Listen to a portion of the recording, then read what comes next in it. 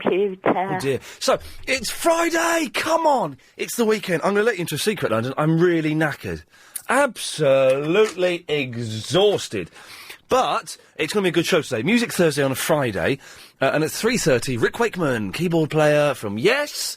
And Rick Wakeman solo projects, and did the piano on Morning Has Broken with Cats, all of that stuff. He's going to be on the phone today, 15 minutes or so, talking about, he's doing a tour with John Anderson from Yes, and talking about whatever. The thing is, for the first time, I've let the side down. So excited was I at seeing episode 1 of series 3 of Lost last night. I forgot to do my preparation for the show. I've left my Rick Wakeman stuff at home. Now, this is a long shot. If you have any Rick Wakeman stuff that we can play down the phone to him... Not good, is it? It's not good. Then could you give me a call? 0870 90 90 973. Now, I realise I'm just speaking to some heads here, you know. If you're a head, if you've got, for example, Close to the Edge, if you could cue it up to the church organ solo that he plays, I think it's about 8 minutes into it, I'm not sure. If it's a 15-minute song. If you've got that, it'd be great if you could give us a call. Otherwise... what's going to happen? We're going to get Rick Wakeman on the line, and I am going to look like an idiot. Yes, there's nothing new there, London, but, you know, sometimes I like to try and avoid looking stupid. I had it all these bits of music all queued up on a CD, and I'd burn it all off legally, because I own them, you know. Yes. And I left it at home, and it's on the... I was so worried, because what's happened is a lot of things have happened recently. Series 3 of Lost, I've got, started watching that, and my bathroom is finished-ish. It's finished, but there are lots of things that are not quite right. So I've been so busy compiling a list of everything that isn't finished with my bathroom. For example, a tiny thing. It's only a tiny thing, I know, but the door doesn't shut. It doesn't shut. And I know it's... yes, I'm maybe being a little bit fussy, but when I'm going to the loo or having a bath, I like privacy. Yeah, I'm not one of those pervy guys that can leave the door open for all and sundry to see. What else? Oh, yeah, they put up... Ivor Hardy, my builder, put up the new bathroom cabinet on the wall, but they didn't put the shelves in. Now, I thought, well, I'll put the shelves in, it's easy. I've got the shelves, but the pins that you put in to hold the shelves up, they've chucked those away. There's a little chip above... Anyway, there's lots of stuff, so I've been distracted. So if you can help, 0870 90 90 973. And if you've got any questions for Rick, or you want to email a question in, you can. It's iain@lbc.co.uk. Other stuff we've got to talk about, but before that, Leon has called in. Leon, what do you want? I've got some Yes stuff and Rick Wakeman stuff. Oh, sing hosannas! Okay, right. But hold on, no, I'm on the M25 rushing to get home for you. Oh, truth. Right. So I'm going to try my best to get back. When's he on? He's on at past. Right, well, I'm stuck on the M25. I'm not too far from home. Right. So if I get back there... How long do you reckon it's going to take? Probably about 15, 20 minutes. Right. Can I get Chris to call you up whilst Rick Wakeman is on the air? Yeah. And what Yes and Wakeman stuff have you got for me? I've got whatever you want. I've got to get me shed, but I've got Journey to the Centre of the Earth. Oh, yes. Which is quite okay. I've got King Arthur. Yeah. I've got all the Yes stuff. All day. It was all my mother's, you see. Oh, yeah, I bet, yeah. Have you got Close to the Edge by Yes? Of course I have. All right, good lad. Yeah. What I need you to do is we need to get the organ solo that's about... I think it's about 6.5 minutes into it. That's about 7 minutes 54. It is about 7 minutes 54, actually. Leon, listen... Right, hang on. Don't go yet. Right, go on. I watched Lost today. Now, you mustn't say anything about it. I'm not allowed to talk about it. You know I'm not. But... the first 4 minutes... The first 4 minutes blew my mind. The rest of it was a little bit slow, but not bad as a result. Still good. No. But the first 4 minutes... But anyway, I'm not allowed to talk about it. No, so don't. Call back. Yes, Chris, have you got Leon's number? He's waving his thumb up through like a steamy windows. What the hell are you two doing back there? As soon as I can. Good lad, we'll speak to you later on. Well, Leon is going to be, hopefully, our saving grace on this. What a badly prepared show today. Oh, it's Pradeep Singh, the prankster. Fact. Dettol killed 99.9% of all germs. Right, I didn't understand that. Fact. Dettol kills 99.9% of all germs. 99.9% of all germs. Fact. Carrots were once blue. Carrots were once blue, yes. Did you know? Right. Yes. Fact. Fact. Cigarettes contain nicotine, which Right. can be very harmful. Right. Where is this going, Singh? I really don't know. I just wanted to speak to you. Okay, why aren't you at school, young lady? A man. Yeah. Young man. Okay, Yeah, yes, young lady. Why aren't you at No, school? man. Okay. You've got your choice. You can either tell your joke about a calendar and put the phone down, or I can cut you off now. Hello. Yeah. Adrian! Hello there, Ian. How are you? I'm all right. I'm really disappointed that I've ill-prepared for an interview that I was really looking forward to. Right, I tuned in especially today to hear the Rick Wakeman interview because I'll be going to the concerts as well during the next couple of weeks. It's Anderson and Wakeman are touring together. Most definitely they are, yes. Very exciting. Yeah. Very exciting. I've actually got some Yes queued up at the moment if you want to have a listen. God, it gets better. What have you got for us? I've got the Close to the Edge section. The organ solo This is the most pompous bit of keyboard playing in the world. But when I say pompous, I don't mean it in a derogatory way. No. In a Adrian, can we have it? Let's have a bit. Okay. Just do it for you now. Hang on. It's there. This is fantastic. It's so over the top. That the one? Turn it up. Come on.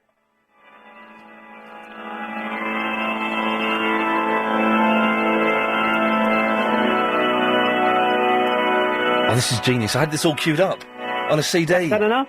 No more. Come on. Okay. Shall I wind it forward a bit where Rick plays a bit more? Bit louder. No, just keep playing it. A bit louder. The synthesizer will come in a second. Here comes the synth.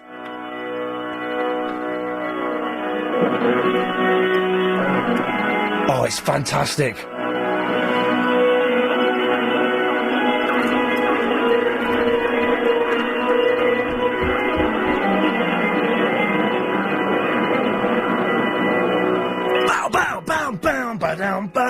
Adrian, thank you for that. Okay. Good stuff. Okay. Any questions for Rick? No, just that I'll be looking forward to seeing the concert. I'll be at the Tunbridge Wells concert. Okay, well, maybe he'll wave and say hello to you.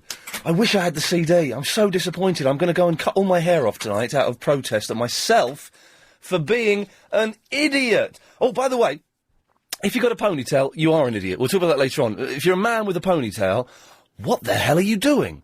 Why would you want to have the most ridiculous hairstyle in the world?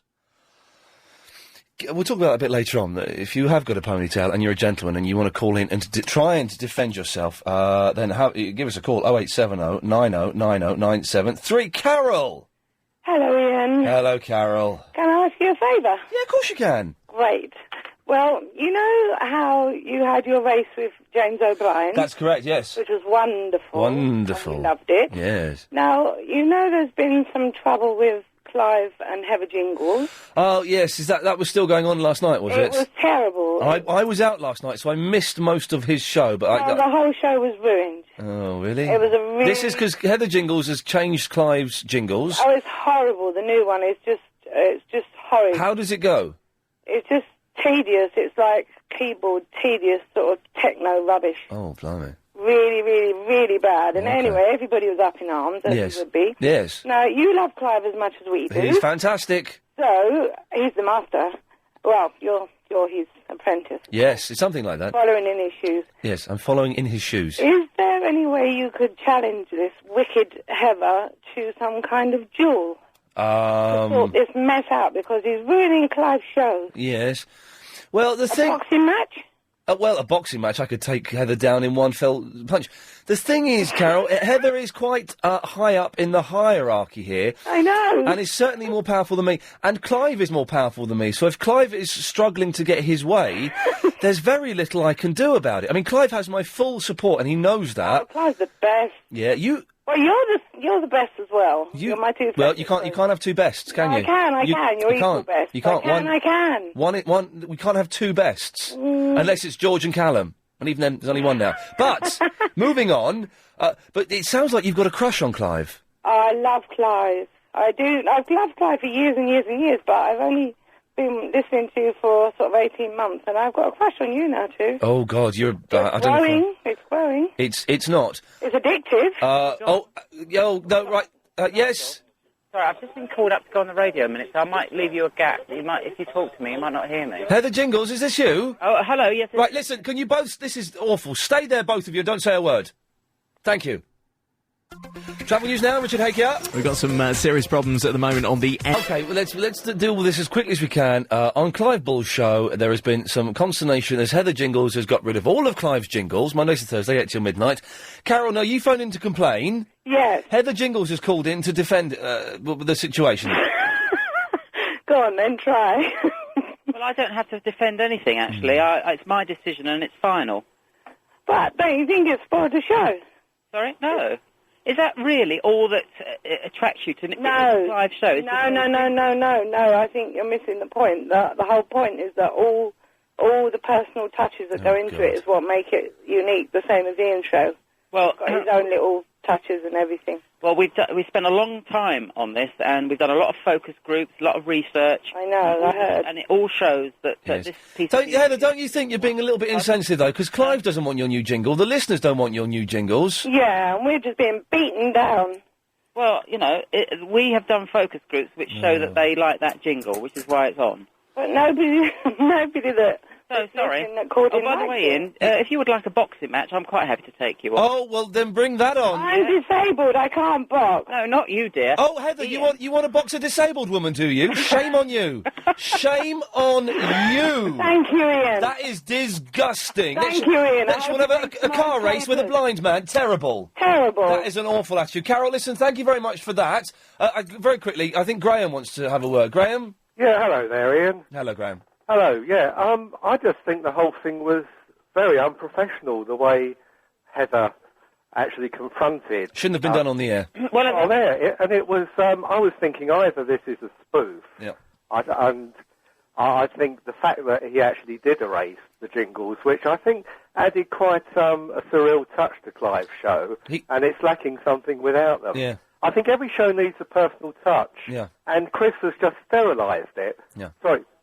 Sorry, Heather, without any consultation to the important people who are the listeners. I don't need to consult with the listeners at all. It's our Well, radio. I'm sorry, Chris, but this is a radio station. Yeah, it's a commercial radio station. Yeah. And if you didn't have listeners, you wouldn't have income. Good point, Graham. Thank you.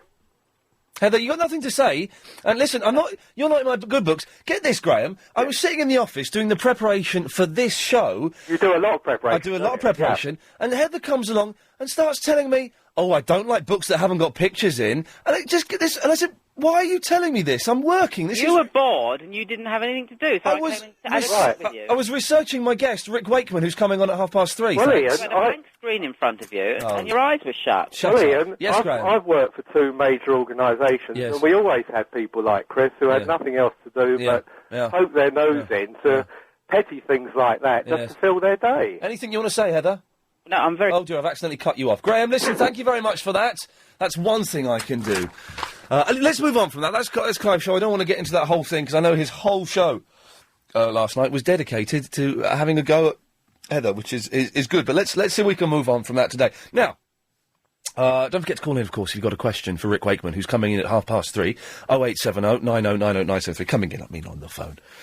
But are you now? Listen, I want to talk to men who have got ponytails, because Chris and I were at the video game BAFTAs last night, which was better than it should have been. It was all right. I got 2 laughs.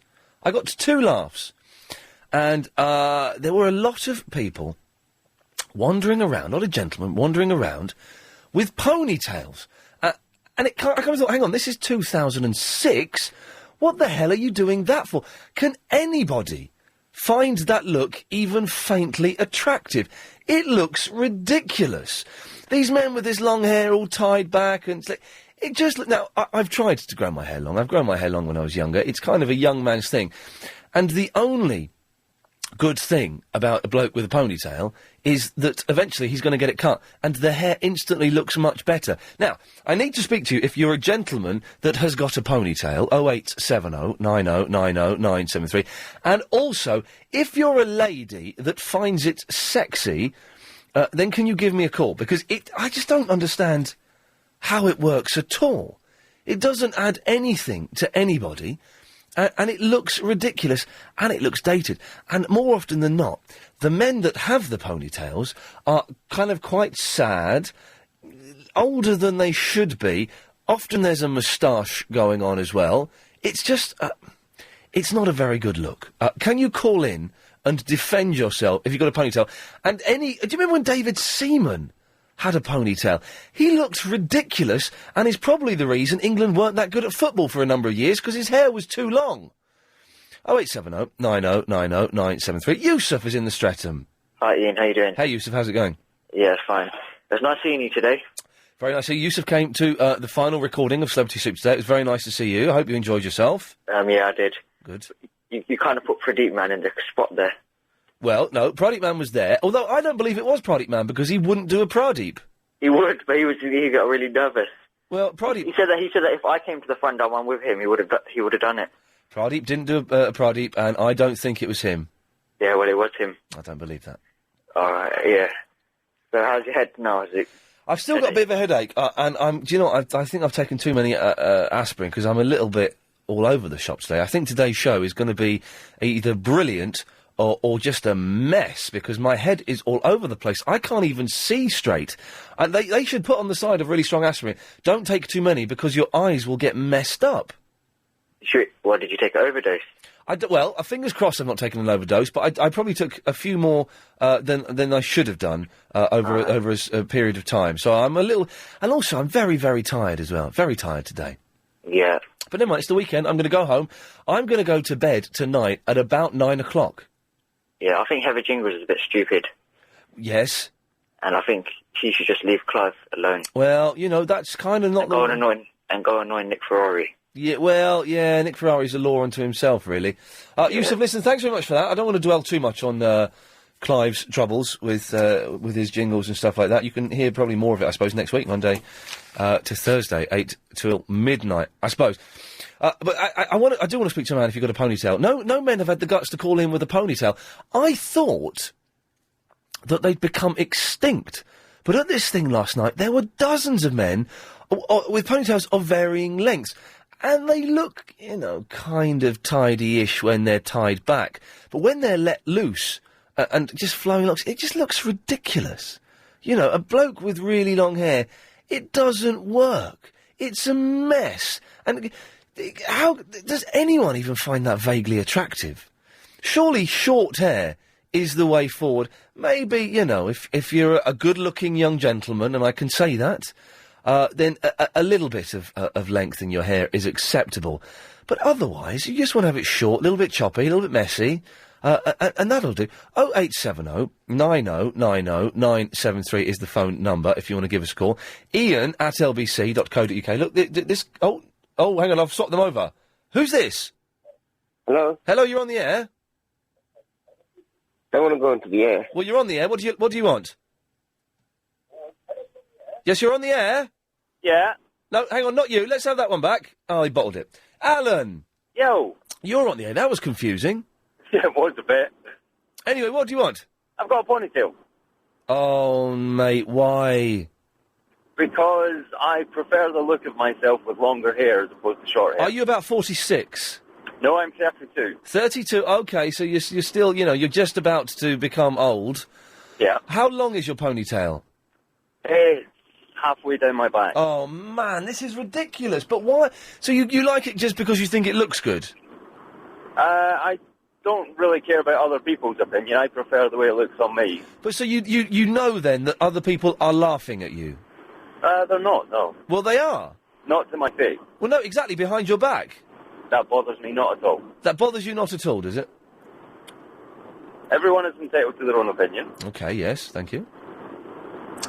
And you're indeed entitled to yours. Thank you, again. And I'm happy with my hair, my girlfriend's happy with my hair, and yes. Lots of people I speak to, they're like, yes. Oh, you've got lovely hair. They say, oh, you've got lovely hair. Yeah. And girls find it sexy, do they? Some do, yeah. Yeah. Some find beard sexy, some find fat people sexy. Yes. He was speaking too slowly for me. I couldn't. I was falling asleep there. I think my point has been proven that people with ponytails, there's something not quite right. He was just leaving long gaps between sentences, and I was about to come in and say something, and then it turned out he hadn't finished speaking. For God's sake! Listen, I've got to tell you, London, I'm very, very tired today. My fuse is incredibly short, all right? I don't want any messing around. No nonsense today. And don't phone up if you think you can have a go at me, because I will snap. Let me tell you that. Blimey, O'Reilly. Okay, I'm assuming... Are you managing to get hold of Rick Wakeman, Chris? This is the thing now. We have to try and phone him up. Apparently he's in rehearsals.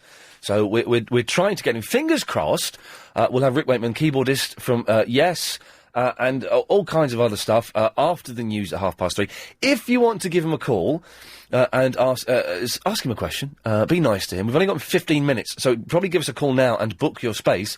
0870 9090 973. You can email, although I'm not that keen on the email, to be honest. I'm going off it. iain@lbc.co.uk. More of your calls, and hopefully, fingers crossed, Rick Wakeman after the latest LBC news.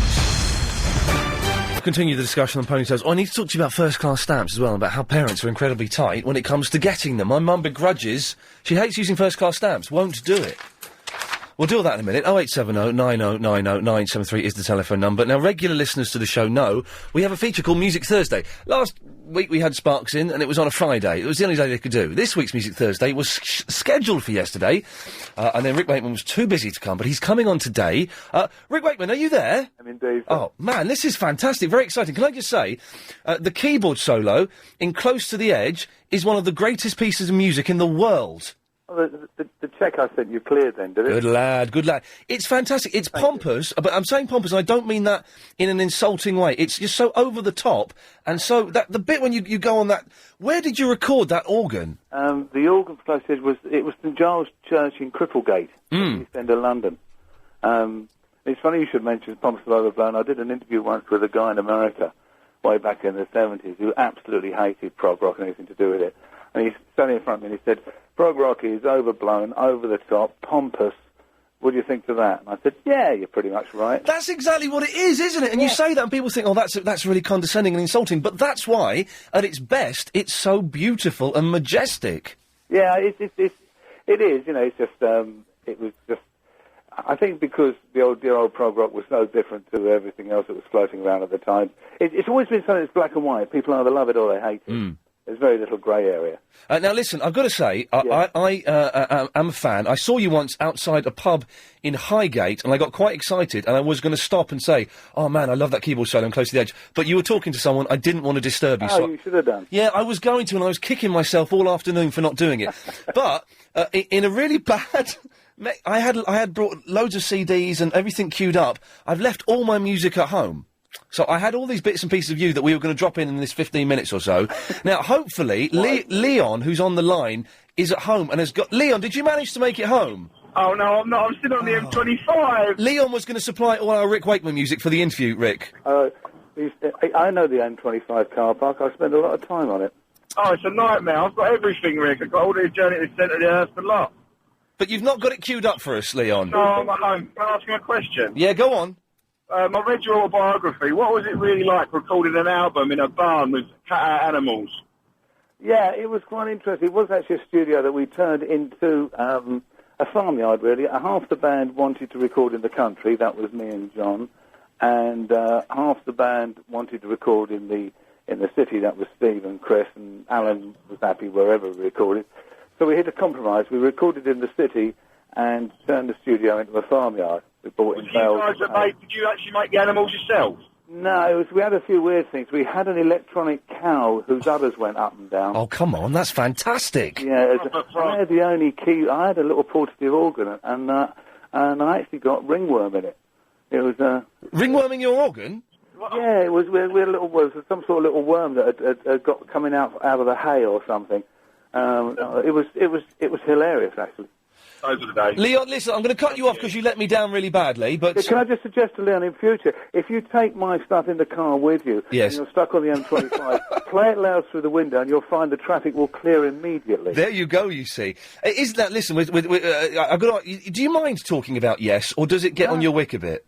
No, not at all. Are you sure? Yeah. Because I don't want you to offend you.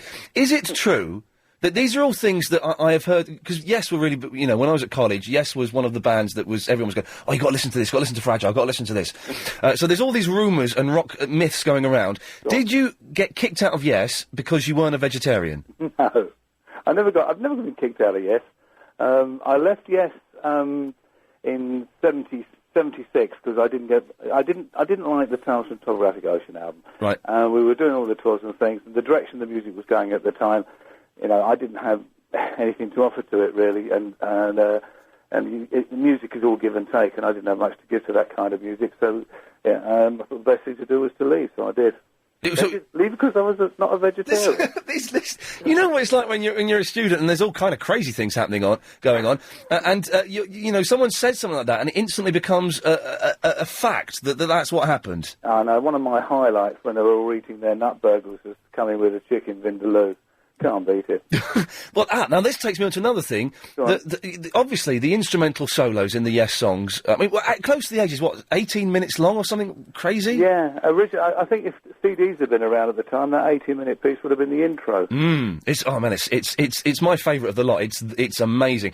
But the instrumental solos are so long in Yes songs. You once had a curry delivered on stage. Close. At Manchester Free Trade Hall. During the Tales from Topographic Oceans tour, I got a bit bored while we were playing side 3, whatever that was called, and I ordered a curry, and I had a curry and laid it all out on the organ. Unfortunately, curries, the smell does waft a bit. Yes. And it woke most of the front 6 or 7 rows up, actually. It was... Fantastic. Hang on, we've got... Steve is in Barnet. Steve, you got a question for Rick? Actually, no. I wondered why he ended up making so many concept albums in terms of things like the myths and legends of King Arthur and the Knights of the Round Table. I just really like concept. It started for me, it was something I always wanted to do ever since the age of 8 when my dad took me to see Prokofiev's Peter and the Wolf, and I thought, how wonderful, somebody's telling a story to music. But how many of those have you done? Because there's the Journey to the Centre of the Earth. I did Journey, with concepts, I did 6 Wonders of the Eighth, Journey to the Centre of the Earth, 7 Wonders of the World, 1984 with George Orwell, I think. There's a few. I mean, a lot of them really all do have concepts. I mean, not everything has to be about, about love songs and things and whatever. And what was the show that you did on ice, and how did that work? I did King Arthur on ice, which was tremendous fun. I will do it again one day, because it was just such great fun. I'd love to see that. It really came about was I wanted to do King Arthur at Wembley, and I was told I couldn't because back then it took a long time to freeze the ice, and there was an ice show coming in, and I thought, oh, that's a real drag, because I set my heart on building a big castle in the middle of Wembley, the Empire. Surely every keyboardist's dream, isn't it? Absolutely, and I thought, hold on a minute, if I build a big castle in the middle, and I build it on the ice. And I said to the Harvey Goldschmidt, I said, well, I'll do that. It doesn't matter, I'll build it on the ice. And he said, what'd you do with the ice then? I said, put ice skaters on it. Fantastic. And they just dismissed me as being completely barking, because ice skating wasn't in fashion then. Torval and Dean hadn't come along, anything like that. In fact, the world champion ice skaters, most of them were Australian. I shipped them all in. It was hilarious. Superb. Great fun. Jonathan, you're through to Rick Wakeman. Hello, Rick. Hello.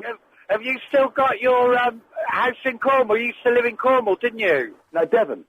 Devon. I was in Devon. Oh, that's boring. I'm from Cornwall. Because I thought you were inspired to do the Legend of King Arthur because you lived in Cornwall. But No, not far off. The whole thing about King Arthur was when I was about 8 years old, 7 or 8 years old, I was shipped off down to Trafalgar, which is just a village not many miles away from Tintagel. Oh, yeah. And I lived in the village of Trafalgar for about 2 or 3 months. All right. And during that period of time, I was taken to see lots of things, but the thing that really got to me was being taken to Tintagel. Right. The castle and everything. I go back quite regularly. I mean, literally once or twice a year I trot back down there, because I've got lots of friends down in Cornwall. And I just thought this was the most wonderful. And I bought a book for children on King Arthur, which I just thought was absolutely wonderful.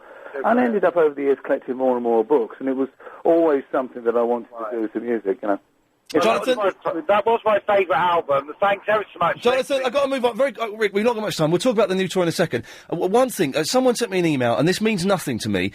Did you play a concert to a dog called Oscar? Yeah. What was that about? Oh, no, I'll try and short this as best as I can. I was doing a one-man show tour. Yeah. Which was brilliant. And we arrived at Corby, and Corby was always a great place to play. The place called the Festival Halls. It was always a nice place to play. Always did very well. They always sold out. But then I arrived there, and it was all pretty much boarded up.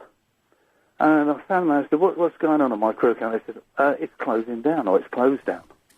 And I spoke to the manager then. He said, well, basically, he said, but yeah, it's closed down a couple of months ago. He said, but we're just honouring 2 or 3 of the shows that are in.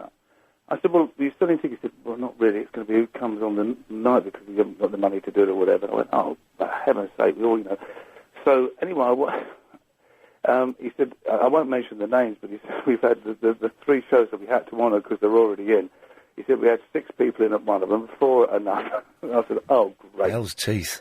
So, it was quite a big old place. There's only about 100 people. So, and most of those were the hardcore that went to every show. Yeah.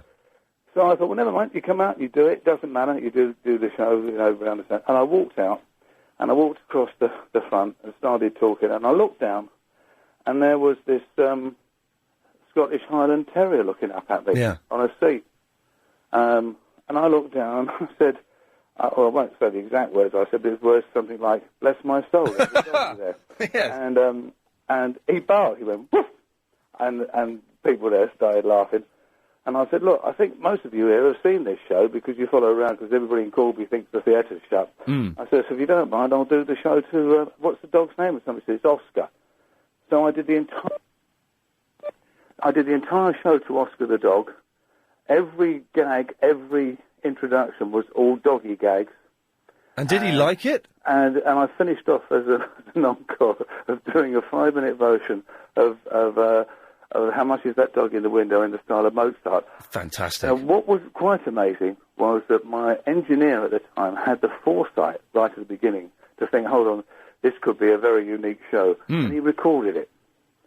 And it's quite hard to get. There's a company called Voiceprint who've got it, I think, but it is available. Did it get released officially, or is it a hooky bootleg? No, it's official. Oh, fantastic. It's official, yeah. It's called I think it's called A Concert for Oscar. Superb. Now, look, Rick, I know we've got to lose you in a second. I've got another call coming up very quickly, but you're on tour with John Anderson at the moment. Yeah. How is that going?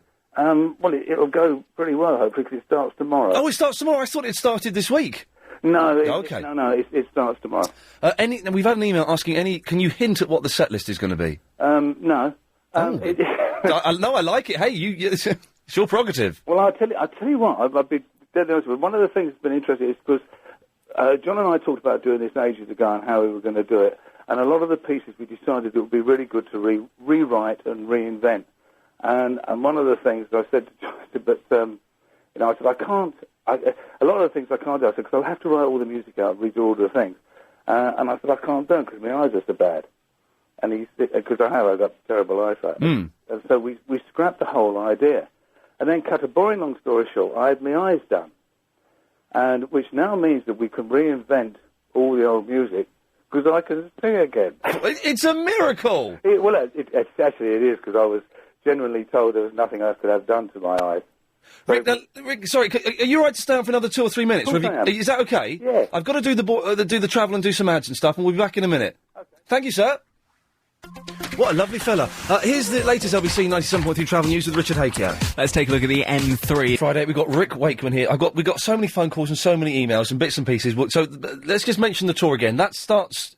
It starts tomorrow in Edinburgh. Okay. Finishes in Sheffield on November the 1st. And it's you on piano, John on guitar. John on acoustic guitar and vocals. And basically what we've done is we're revisiting it's a lot of Yes stuff. Plus there's a lot of new material. John and I have been writing. Okay. We've been writing quite hard over the last year. We've picked out the best of that and mixed it all together. I think it will not be what people expect. Fantastic. It's not just playing the Yes stuff acoustically. Yeah. We are completely revisiting them. Hey, well, listen, if people want to get the tour dates, it's on your website, but we've put a link to your website on our website. So if they go to lbc.co.uk, you'll find Rick's site there. It's got all the details. Robert has emailed in, ask Rick how he got into comedy, because I've seen you comparing comedy gigs and stuff. Yeah, I do a lot of comedy gigs, and I did a sort of stand-up tour going around as well. I've just had a huge love of comedy. That's the real simple answer, always have done. And I just find things funny. I find most things funny from the moment I look in the mirror in the morning to going to bed. I just think life in general is very, very funny. And in fact, a lot of my mates are comedians, and I just think in this world, it's so much fun to laugh, you know. Hey, man, definitely. Listen, we've got Igor on the line. Igor's probably the last call we've got time for. Igor, what do you want to say to Rick? Hi, Rick. Hello there. You were a very big influence on me when I was a teenager.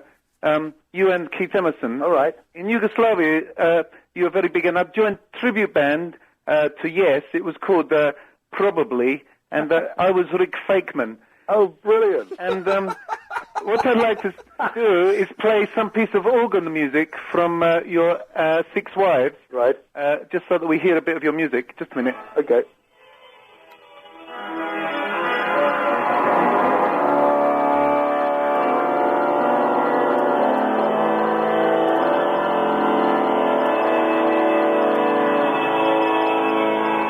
That was the sound.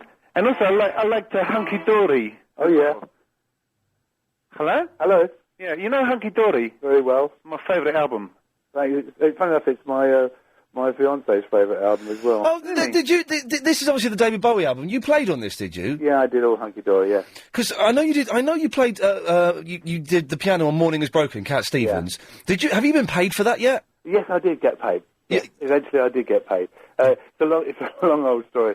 But Cat Stevens Yusuf is a lovely man. He heard the story years later, and called me up and said, "I insist that you get paid." Fantastic. I don't want to get paid. I said, because I haven't got a story to tell.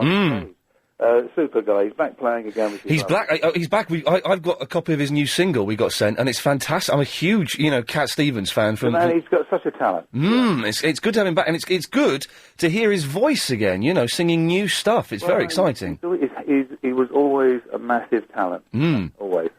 Igor, listen, thank you very much for that. Okay. Good lad, there we go. Rick, listen, are you rehearsing at this very second? No, this very second. I'm at home desperately copying out music. Oh, blimey. Because, and then flying up to Edinburgh tomorrow. Hey, listen, man, it's genuine and honest to speak to you. Oh, by the way, have you seen The Sun today? No. Do you ever watch Dragon's Den? Yes, I do, actually, yeah, because one of my son's mother-in-laws was on it, actually. No, doing what? What was the thing she took on there? She was selling a thing called the bonks, which we won't go into. I think it lasted about 3 seconds on there. Yes, I'm a big fan of Dragon's Den. I think it's brilliant. It's a fabulous programme. But in today's Sun, in the lookalike page, someone has cruelly suggested that you look like Deborah Meaden. the grumpy, stony-faced woman who's on there. I know, yeah. I think that's unfair. I can think of a couple of things that we've got different. Yeah. Hey, listen, man, it's an honour to speak to you. You're a legend, and best of luck with the tour. Cheers, mate. Thanks, Rick. Bye-bye. What a lovely fellow. Oh, I just cut him. I cut Rick Wakeman off. Sorry. Phone him back and thank him. Sorry, that was really... I just cut him off. How rude. What a lovely bloke. I feel really guilty that I left all the music at home. Tell him I'm sorry for cutting him off. I just got, Dear me. Well, there you go. Another Successful Music Thursday. Next time, Ian, bring in the music. We've got no one booked for next week, by the way, so if anyone can suggest anyone... then please do. 0870 9090 973 iain@lbc.co.uk. Chris is phoning him up. Tell him I'm really sorry for cutting him off. It was so unprofessional. I'm just so used to, when you finish talking to someone, just touching the screen and getting rid of them.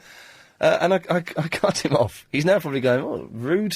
What a rude sod that he was, for just cutting me off like that. Anyway, fantastic. If you want to find out more about the tour, then go to lbc.co.uk, and Rick's website there's a link on there, and you can find out all about it.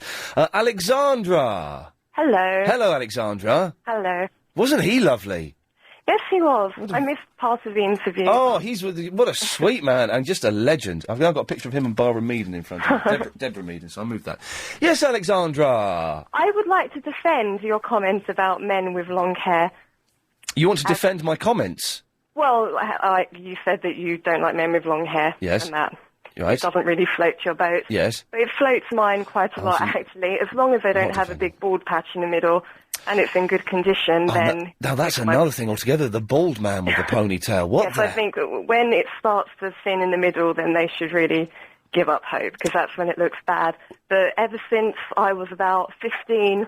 it's just been my biggest weakness. I mean, obviously it helps if they're pretty, and it actually suits them, but the longer the better. So if they've got long hair and they're ugly, the long hair can outweigh the ugliness? Well, I don't know, it depends. You can look at someone and think, well, that really suits you, or, well, possibly you should change it for that.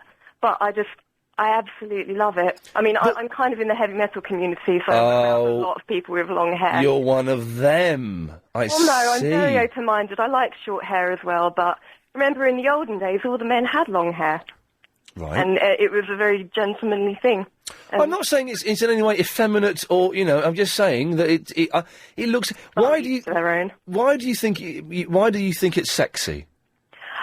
Do you know what? I don't know. Maybe it is a kind of effeminate sort of thing. I just find it very, very attractive. I find it elegant. Elegant in the heavy metal community? Well, I don't know. It depends. I mean, when they're waving it around, I don't know. Alexander, listen, thank you very much for that. If anyone else can defend it, or anyone wants to agree with me, 0870 90 90 973. Imagine buying your dream... Vicky in Croydon. Hello. You've not called up forever. What? You've not called up for ages. I know. I did call on Triple M on Sunday, but you guys don't answer the phone to me, so... Well, it's not you, it's just we get... It's not a deliberate thing. We just have a lot of callers on Sunday nights, 10 till 1. Do you know what, Vicky? I'm so tired. I can barely string a sentence together. Bless your cotton socks. Honestly, with these headphones on and with mental people whittering away, I could put my head on this desk and fall asleep for an hour. Why don't you? Do you know what? It's tempting, and the programme controller is away this week, but I do think that may be one avant-garde step too far. Do you want me to do it for you? Do what? Do the show? Oh, no. Hell's teeth, no. That's... hell, no. We won't go. Hell, no. We won't go. Oh, that's a vote of no confidence if I've ever heard it. Yeah, well, no, what it is a vote of me, I would get sacked. Oh, really? Hey, can you believe this? The builders have finished my bathroom. I can't shut the door. Oh, for goodness sake, call them back. Well, I gave them a call today and I said, look, I've got a list of about 10 things. It was actually 10 things that I'm not quite happy with. And he said, oh, yeah, we'll come and do it in a couple of weeks. Well... Have you christened the toilet and the bath and everything yet?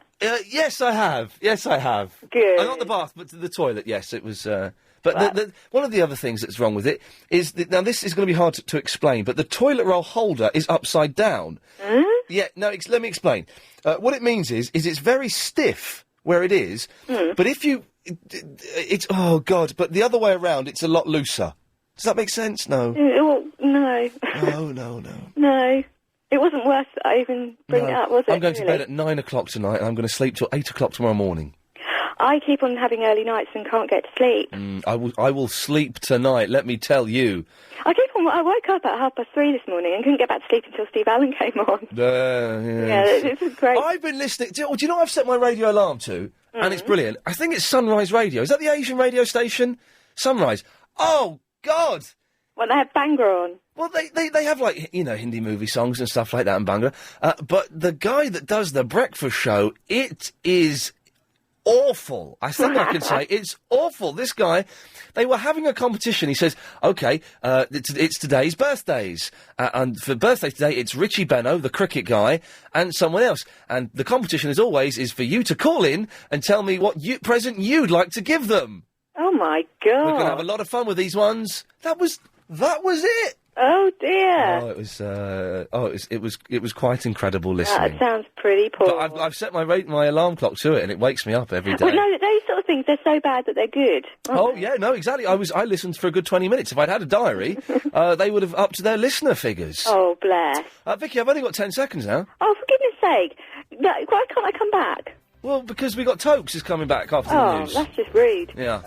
Long hair. Tokes, you're coming back after the news, aren't you, Tokes? Can't I come back with him? Yeah, most definitely. Yeah, Tokes, do you want Vicky here or do you want her to go now? Tell him, just say yeah. Well, it's up to you. It's up to you, Ian, but... Oh, don't tell us that. It's up to him. Vicky, in that case, I'll have to say goodbye. Oh, God, I want to get rid of both of them. From Mark saying, Ian, meet us at Epping Cemetery, 9 o'clock Saturday to do Ouija with us. I'm all right, cheers. Thanks, Rich. Now, there was a fella... Chris and I, as you know, were out last night at these BAFTA things. It all went quite successfully well. Didn't matter, we weren't in black tie. In fact, we were smarter than a lot of the other people that were with us. Fella on our table wearing jeans and a leather jacket. What was that all about? So we did quite well. But we were driving home quite late, and we heard some fella on LBC we hadn't heard before. I believe his name was Anthony Davis. It seemed very good, seemed very competent, excellent. What we heard of it was very enjoyable. Filling in for Bill Buntley while he's off doing something.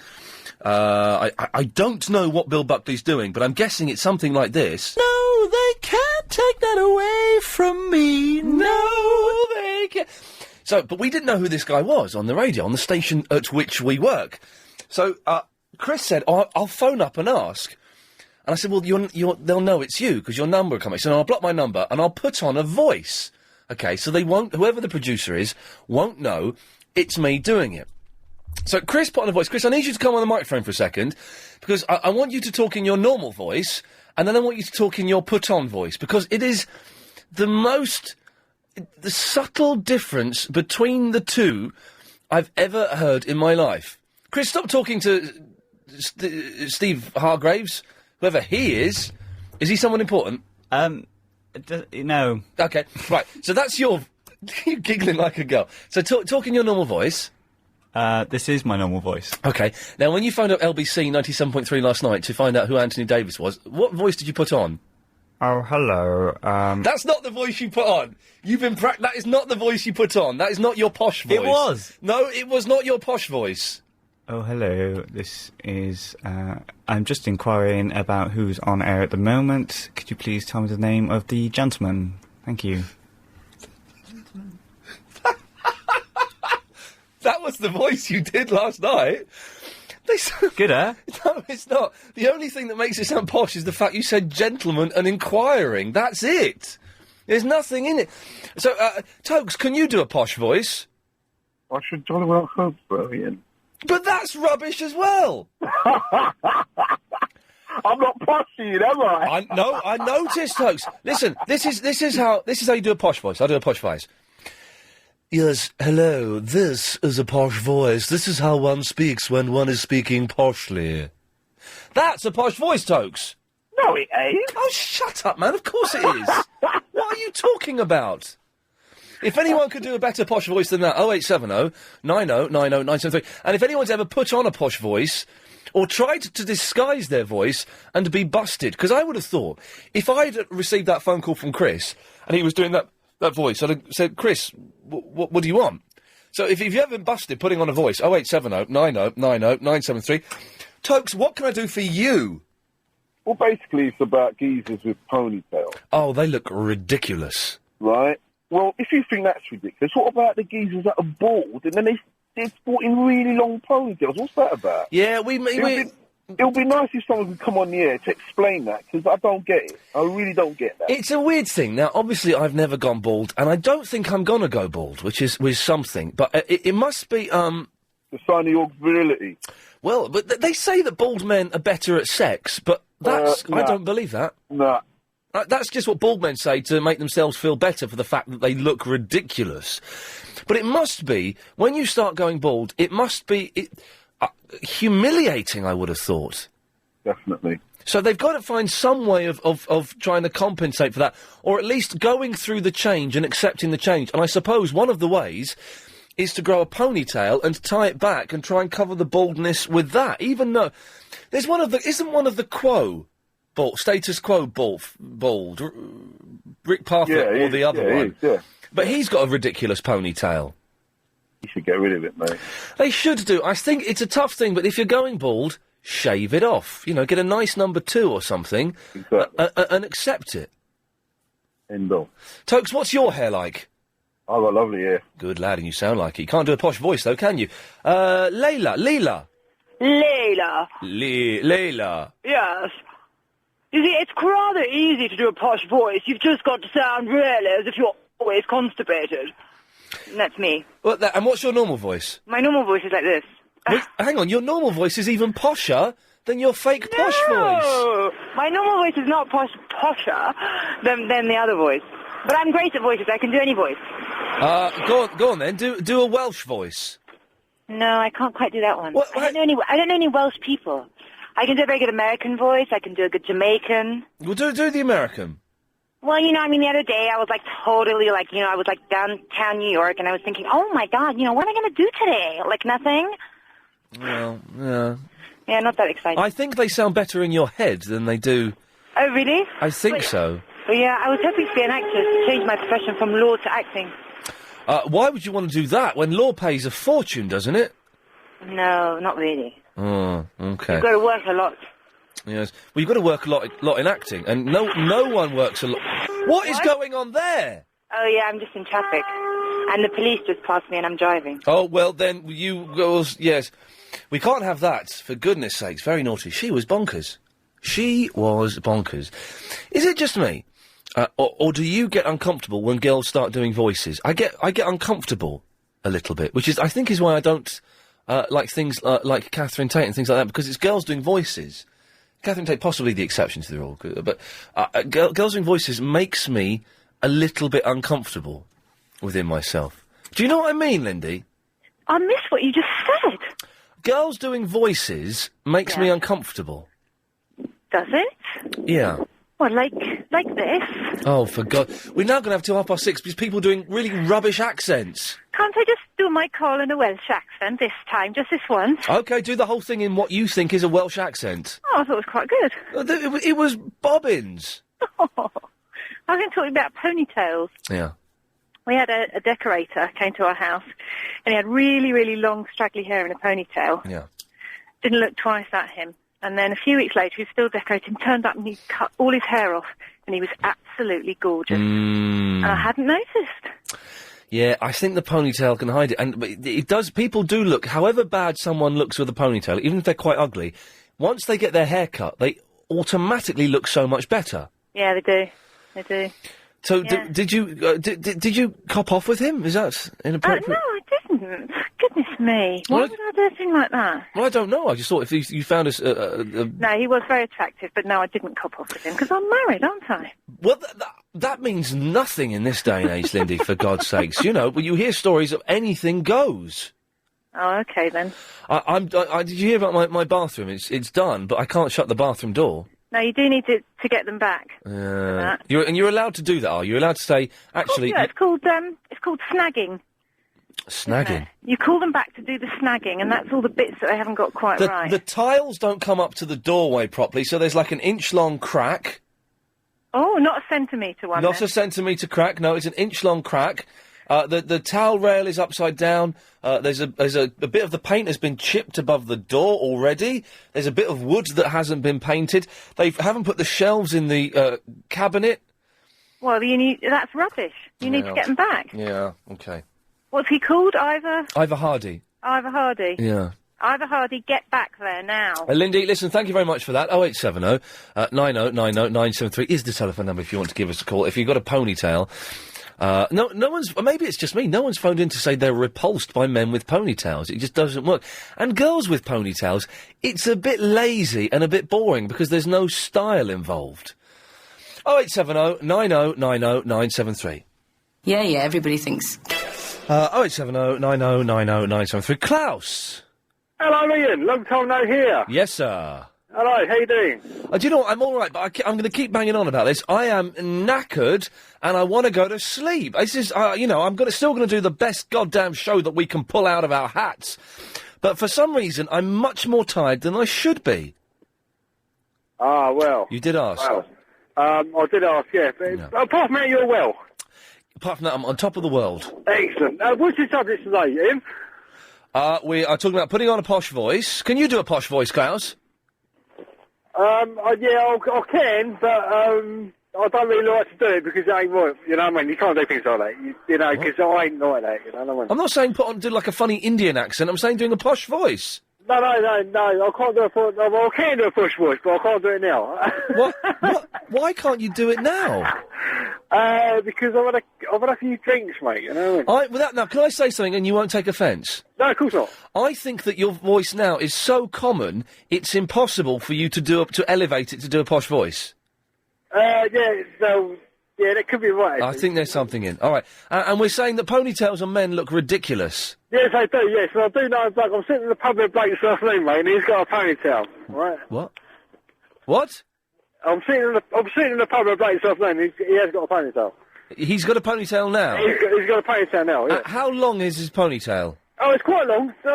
Would you like me to go and see if I can get him to speak to you? Yeah, why the hell not? Oh, well, So I'm going you're to the pub now, so excuse the noise, all right? Okay. I don't know what's going on. Yeah, I'm still here. Okay, so... There he is, right? Yes, right, this is a bloke on the radio, right? He's asking people about ponytails. You've got a ponytail, would you like to speak to him, please? Speak very nicely, don't swear. Hello?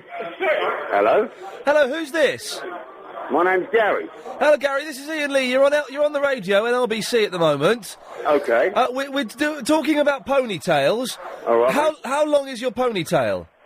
It comes down to about the centre of my back. And do girls find it attractive, or do they think it looks a bit silly?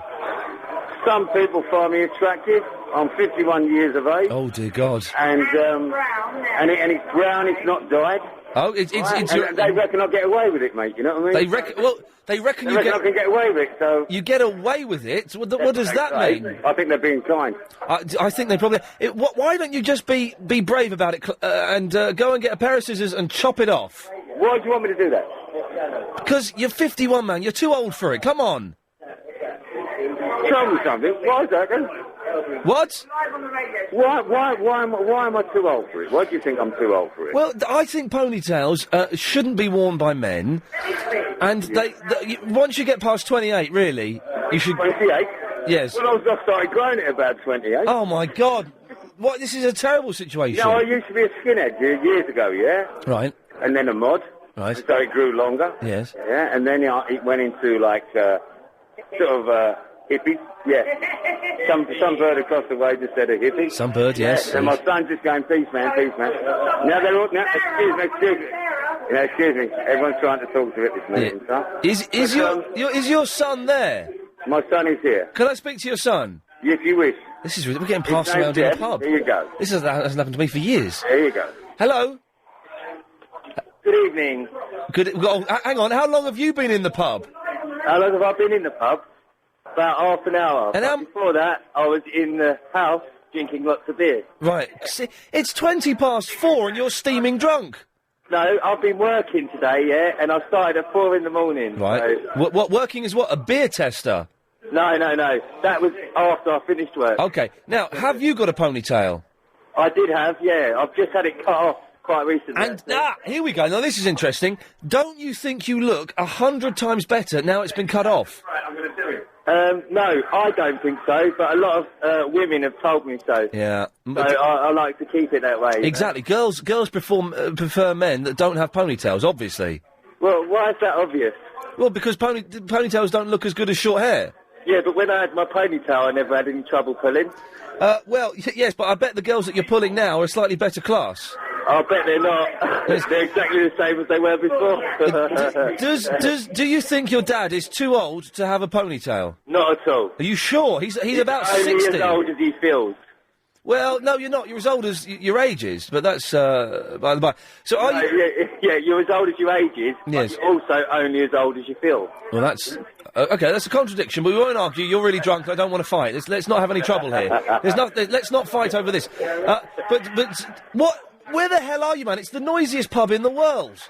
It's called the Magpie in Walton. Right. Well, we're just going to advertise that all over the radio. Who's that? Who is that gobby mare in the background? She wants to say hello. Oh. I'll pass the phone to her. Oh, God Almighty! She's a lovely lady. This is why I don't go to on the radio. Yeah, I bet she does. She wants to... Hello? Yeah, what? What? Radio, sweetheart. Hello, no, my boyfriend had long hair very recently. Listen, shut up. How much... Hey, that's rude. You told me to shut up. Yeah, yes, because you won't shut up for a second. How much have you had to drink? I've had 2 halves of lager. Well, I don't believe that for a second. I'm high on life. Yes, I bet you are. Yeah. Do you... Oh, God, I suppose... I'm a school teacher, you see, and I've just finished this Friday. You are not responsible for children. I bloody am. Watch your language. Come on, you're on the radio. I'm sorry, this is live. You're on Channel 4. Please do not swear. Yes. Oh, you're so common. Do you prefer men... I'm so common. Yes, you are. Well done. Thank you. Oh. I'm from Durban. Yeah. Oh, do I've accidentally pressed the button that cuts that noise off? Blimey, O'Reilly. Who felt intimidated there? I'm going to the pub, all right? You're going nowhere. They and her on her own would eat you alive, young Chris. See you later. Yeah. D. Hello. That was terrifying, wasn't it? Oh. What was terrifying?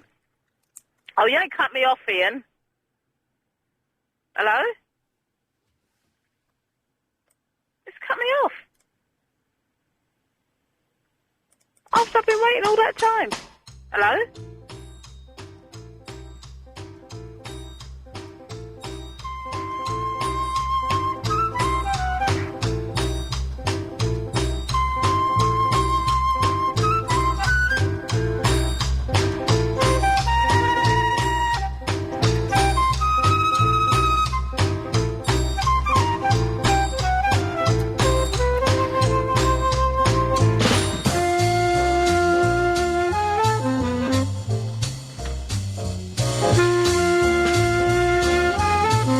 Hello?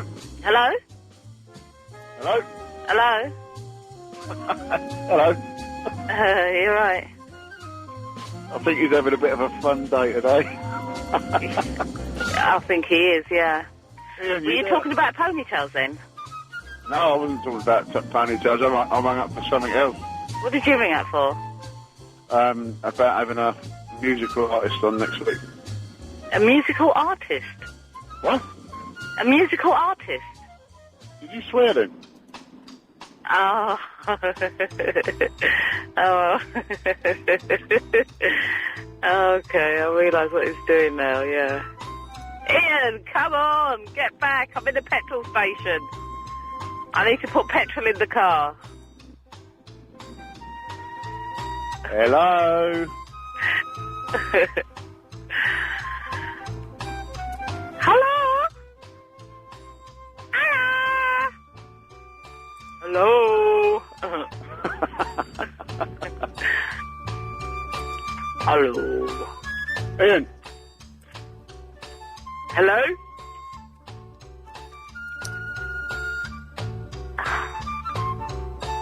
You are so annoying.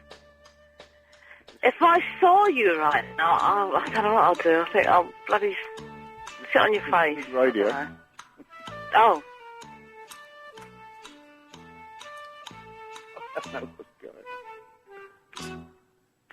How dare you keep me waiting? Don't you know who I am? If you've just missed that bit of Iain Lee, you can We'll get to the bottom of why it is that I think the majority of men find girls doing voices just... makes me uncomfortable. I've had a couple of emails saying that they find it uncomfortable as well. If you can explain it, 0870 90 90 973. You can email ian@lbc.co.uk. We're also talking about men with ponytails. They don't look good. And, Chris, have we got any correspondence so far? Yeah, loads. Oh, OK, nice one. Well, that's something to look forward to. More of your calls after the latest LBC 97.3 news. OK, so putting on posh voices, and have you been busted? Why is it I find women putting on voices a little bit uncomfortable? I don't know why. I don't want to sound, I think that's maybe why I don't like French and Saunders, because they're always putting on voices. Also, as well, because they're not very funny. That's another reason not to like them. And ponytail men look ridiculous. Why do you do it?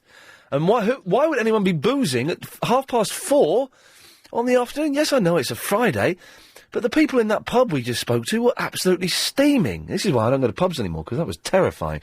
0870 90 90 973. Rich is in the Catford. Hello, Rich. Hiya, how you doing, all right? Yeah, I'm all right.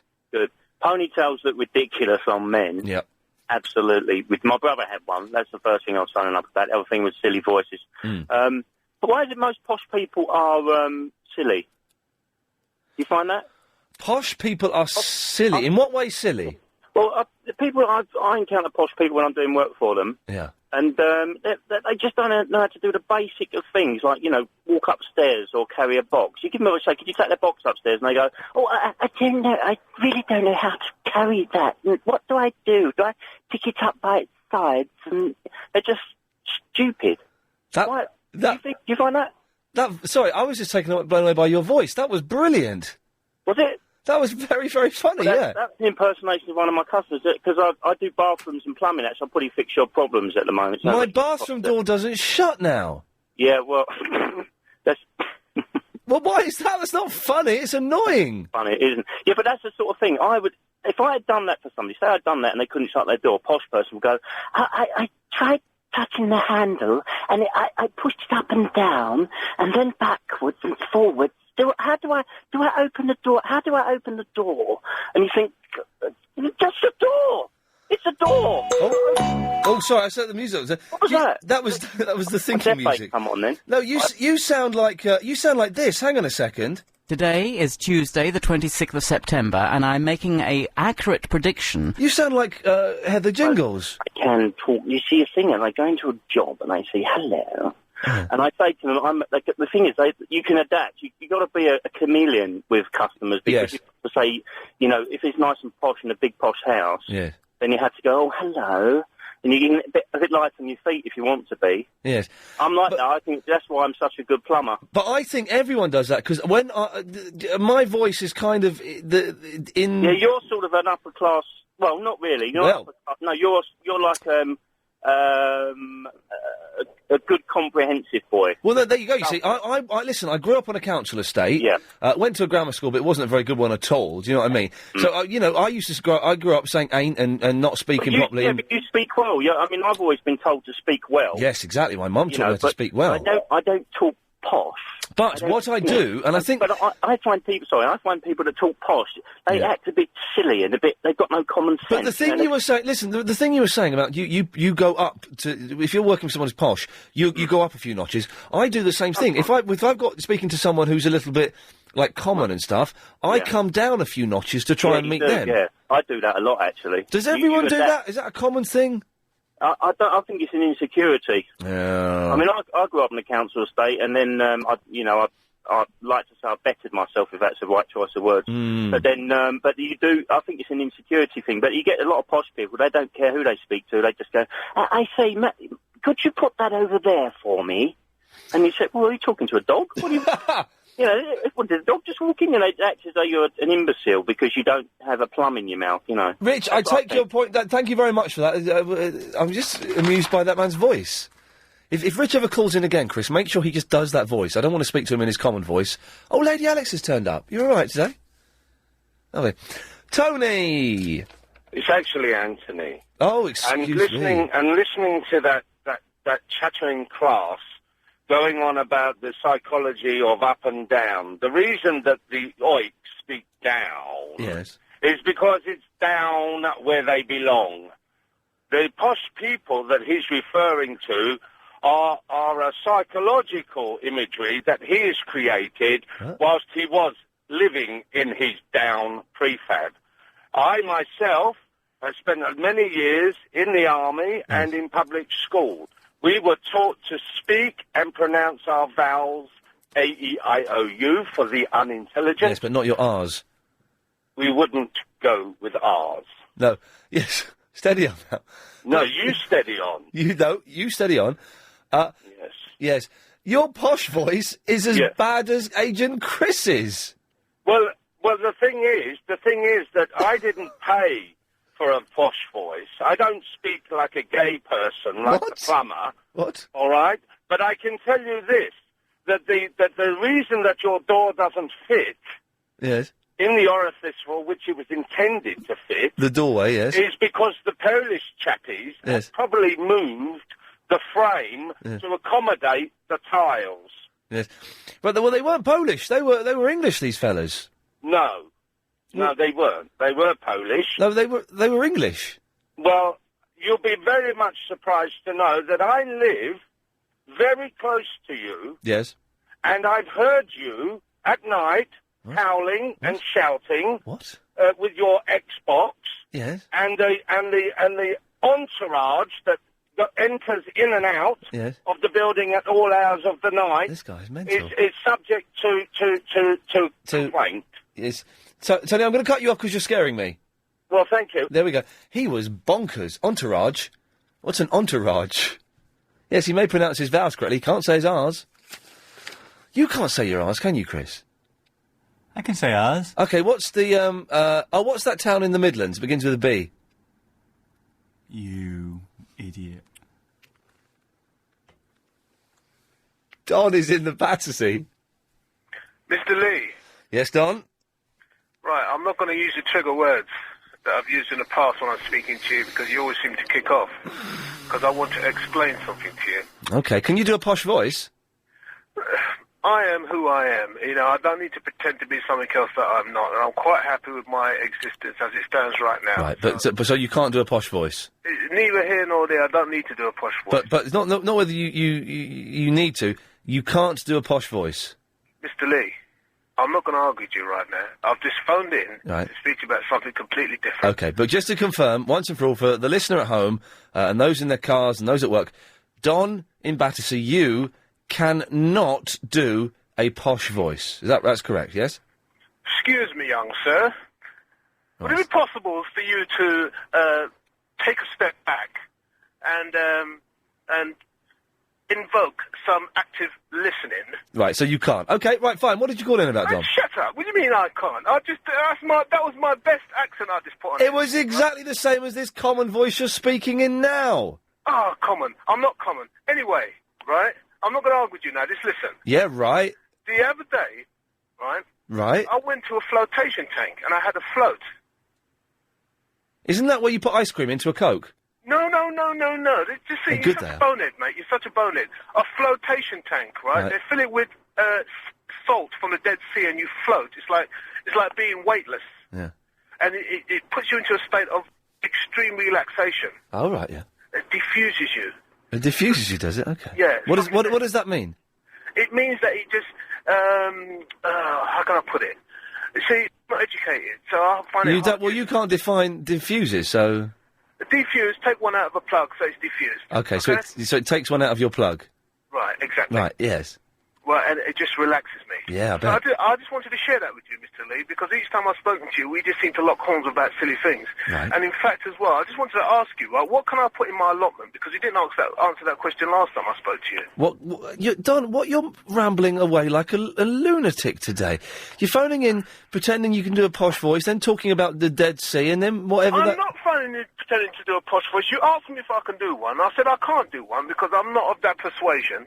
Right, and then I attempted to do persuasion? one, and then you jumped down on top of me, trying to sort of like, twist the conversation. It's not that. I just phoned to speak to you about a flotation tank. Don, obviously, you've not been diffused enough, because I can hear the stress and the tension coming back into your life. Listen, ban me from your show, so I don't have to keep phoning up and going through all this. No, you're not bad. I just want you to call in. No, ban me now online. I just want you to be relaxed. Why are you getting so excited, Don? Reverse psychology using on me now, aren't you? So you went into a flotation tank, did you? You enjoyed it, did you? It was very nice. How much did that cost? None of your business. But then why are you telling me about it? If you're only going to tell me half the story, why tell me about it? That's not the point. It's the experience. So it was a cheat. Basically, it was your mate's bath. It was your mate's bath. He put in. No, Don. It was your mate's bath. He put a load of Saxa salt in there, and then put a plank of wood over the top. No, he didn't. Hey, that's the coffin you're talking about, mate. Right, this is the flotation tank. You go in there and you lay down and you float for an hour. And once the hour is done, then you go into another relaxation room, right? And what happens in there? How do you relax in there? Well, you drink some nice herb tea. you listen to some ambient music. Right? What? I'm not was it dolphins and chamomile? Was it? I'm not gay, right? It's just relaxation. I didn't ask, Don. Right. Well, what are you going ooh for? Because it sounds very fancy. Oh, I'm off, mate. You're a bonehead. 0870 90 90 973. I think that Don there may have, I don't know, just one or two issues he needs to deal with. 0870 90 90 973. Oh, it's time for one of my favourite callers. It is... Oh, where's it gone? Fariba, hang on a second. Oh, I'm trying to find this. Here we go. Oliva. Happy birthday to you. Happy birthday to... I can't sing the real birthday song. Happy birthday to me. Fariba, would you... Happy birthday to you and happy anniversary to you and Chris and the team. Whoa, calm down. Okay. Deep breath. Sing happy birthday to yourself. Away you go. No, I did. Go on. Do the whole thing. Happy birthday to you. Happy birthday to you. Happy birthday to you. And Iain, please, could you listen for 6 seconds? I can listen for 6 seconds starting from now.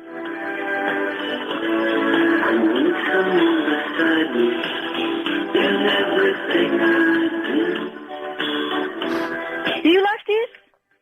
What is dun dun dun dun dun dun?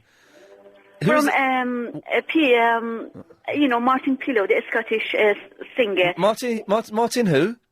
Martin Pillow, Wet, the band, Wet, Wet, Wet. Oh, Martin Pillow from Wet, Wet, Wet, yes. Yes. Yes. So this is I presume another gentleman sang over it. And that's really... Anyway, listen, Why are you playing that to me? Did you get that for your birthday? No, I just love music. Music is my blood, and God. Music moves me. I move. You're in a terrible situation if you need to go for a transfusion, because they don't have much of that. And I miss music. Well, because I was a songwriter, and I studied law sociology years back. You're a songwriter? Well, back to songwriting. Could you sing us a song you've written? Yes and no, dear, because, for instance, no, but from someone else, for instance, if you don't mind, I've written actually something for your show, if the Chris and team allow, or the management, again, but I'm sorry, I heard something about your, We do a thing called Music Thursday, where we get musicians to come in and play some songs live. Would you be up for doing that one day? Yes, dear, but, Ian, if you don't mind, one, I need your help. I want to record a couple of things. However, I would like to give a leaflet, if I'm allowed to do so, regarding show, Ian Show, Chris, Ian Show, lovely LBC, London listening, but give it to college, university. But please need your help that if you can photocopy 200 or something, and people hopefully to join, and you get more. And I missed last night your channel for sure, because I do not watch TV any longer, please. I wasn't on Channel 4 last night, was I? I heard, I don't know, I heard yesterday. Was I on Channel 4 last night? I don't know, I thought you were talking yesterday. Oh, no, I was out, I was giving an award at a thing that's being filmed for Channel 4, but it wasn't on Channel 4 last night. Right. And Ian, if you want, I sing something, from, Dolly and Kenny Roger, I like Kenny Roger. It's called something like that. I know a good accent, heavy accent, what have you, but forgive me. What it says, island of the stream, that's called what we are, no one in between, how could we be wrong? Take away with me to another, take it away with me to another world, then we be one. Then we sail with each other, Then we rely on each other, to one another, But I know it's not good enough. I know. Islands in the stream, that is what we are. Come on, Forever, sing with me. Nothing in between. How can we be wrong? Sail away with me to another world, and we can lie on each other, making love to one another, That's good. Oh, that's good. That's very good. Yes. Ian, and also, this one, if you got time, just a few seconds. We have got as much time as you want. Hello, is it me you're looking for? Because wonder where you are, because wonder what you do. Are you somewhere where someone's loving you? Tell me, darling, Ian, I do feel embarrassed. I better leave it as it is. Take care. Lots of love to you all, and I'll speak to you soon, my darling. Cheers. And she's gone. Put the phone down. Ah, dear. Peter! You can take that as a proposal. Yes, she was delightful. What a lovely lady. You invite me to the wedding? Yes, you certainly, of course. I now pronounce you man and wife. Yes. Indeed, you take this woman to be your wife. No, I don't! No, let me out of here, Mum! What I rang you for, I've now decided to join MySpace, because I basically listen to you on a Sunday. I can't listen the week on this. Okay. I'm working. Yes. And I've now got you on my page. Have you gone to the because there's two Ian Lees on there. I'm myspace.com/the real Ian Lee. Yes, I'm on there. Yes. Good lad. That's me. You're number 5 on my friends. Thank you very much. And the reason I rang you a long time ago, you were talking about you collecting hats. I just come back from Luxembourg. Oh, yes. And for some obscure reason, they gave me a fireman's hat, which is basically like a gendarme's hat, Oh. I'm going to claw what to do with it. Would you like to wear a Luxembourg fireman's hat? Oh, well, it would be. It's always been one of my great ambitions. I'd love to. I'll send it into you at Bunbridge Road, then. Bunbridge Road? Brambles Road, isn't it? Bramley, as in the apples? Bramley is in the apple, OK. That's very kind of you, Peter. Thank you. How is your dear mother? Yes, she's very, very well. It was her birthday on Monday, so I went round there and bought her a bag of chips. Happy birthday to you, happy birthday to you, happy birthday, Ian's mommy, happy birthday to you. Peter, save your breath. She's watching Deal or No Deal right now. OK, bye-bye. Peter, thank you, bye-bye. Strike. Let's take this one, shall we? Line 1, you're on the wireless. Good afternoon. I was wondering what you wore on your posh night out last night. It was a black tie event. It was a BAFTA event. Everyone was wearing, most people wearing tuxedos and, bow ties. I just went in a smart, navy blue suit, smart shoes and a white shirt, and not even a tie. Excellent. And, did you, shove a custard pie into the face of anybody who dared to complain? No, I didn't. And it turns out, compared to some of the people there, Chris and I were dressed quite posh. The fellas on the table next to us, whose names escape me, but they were very nice chaps, were wearing jeans and leather jackets.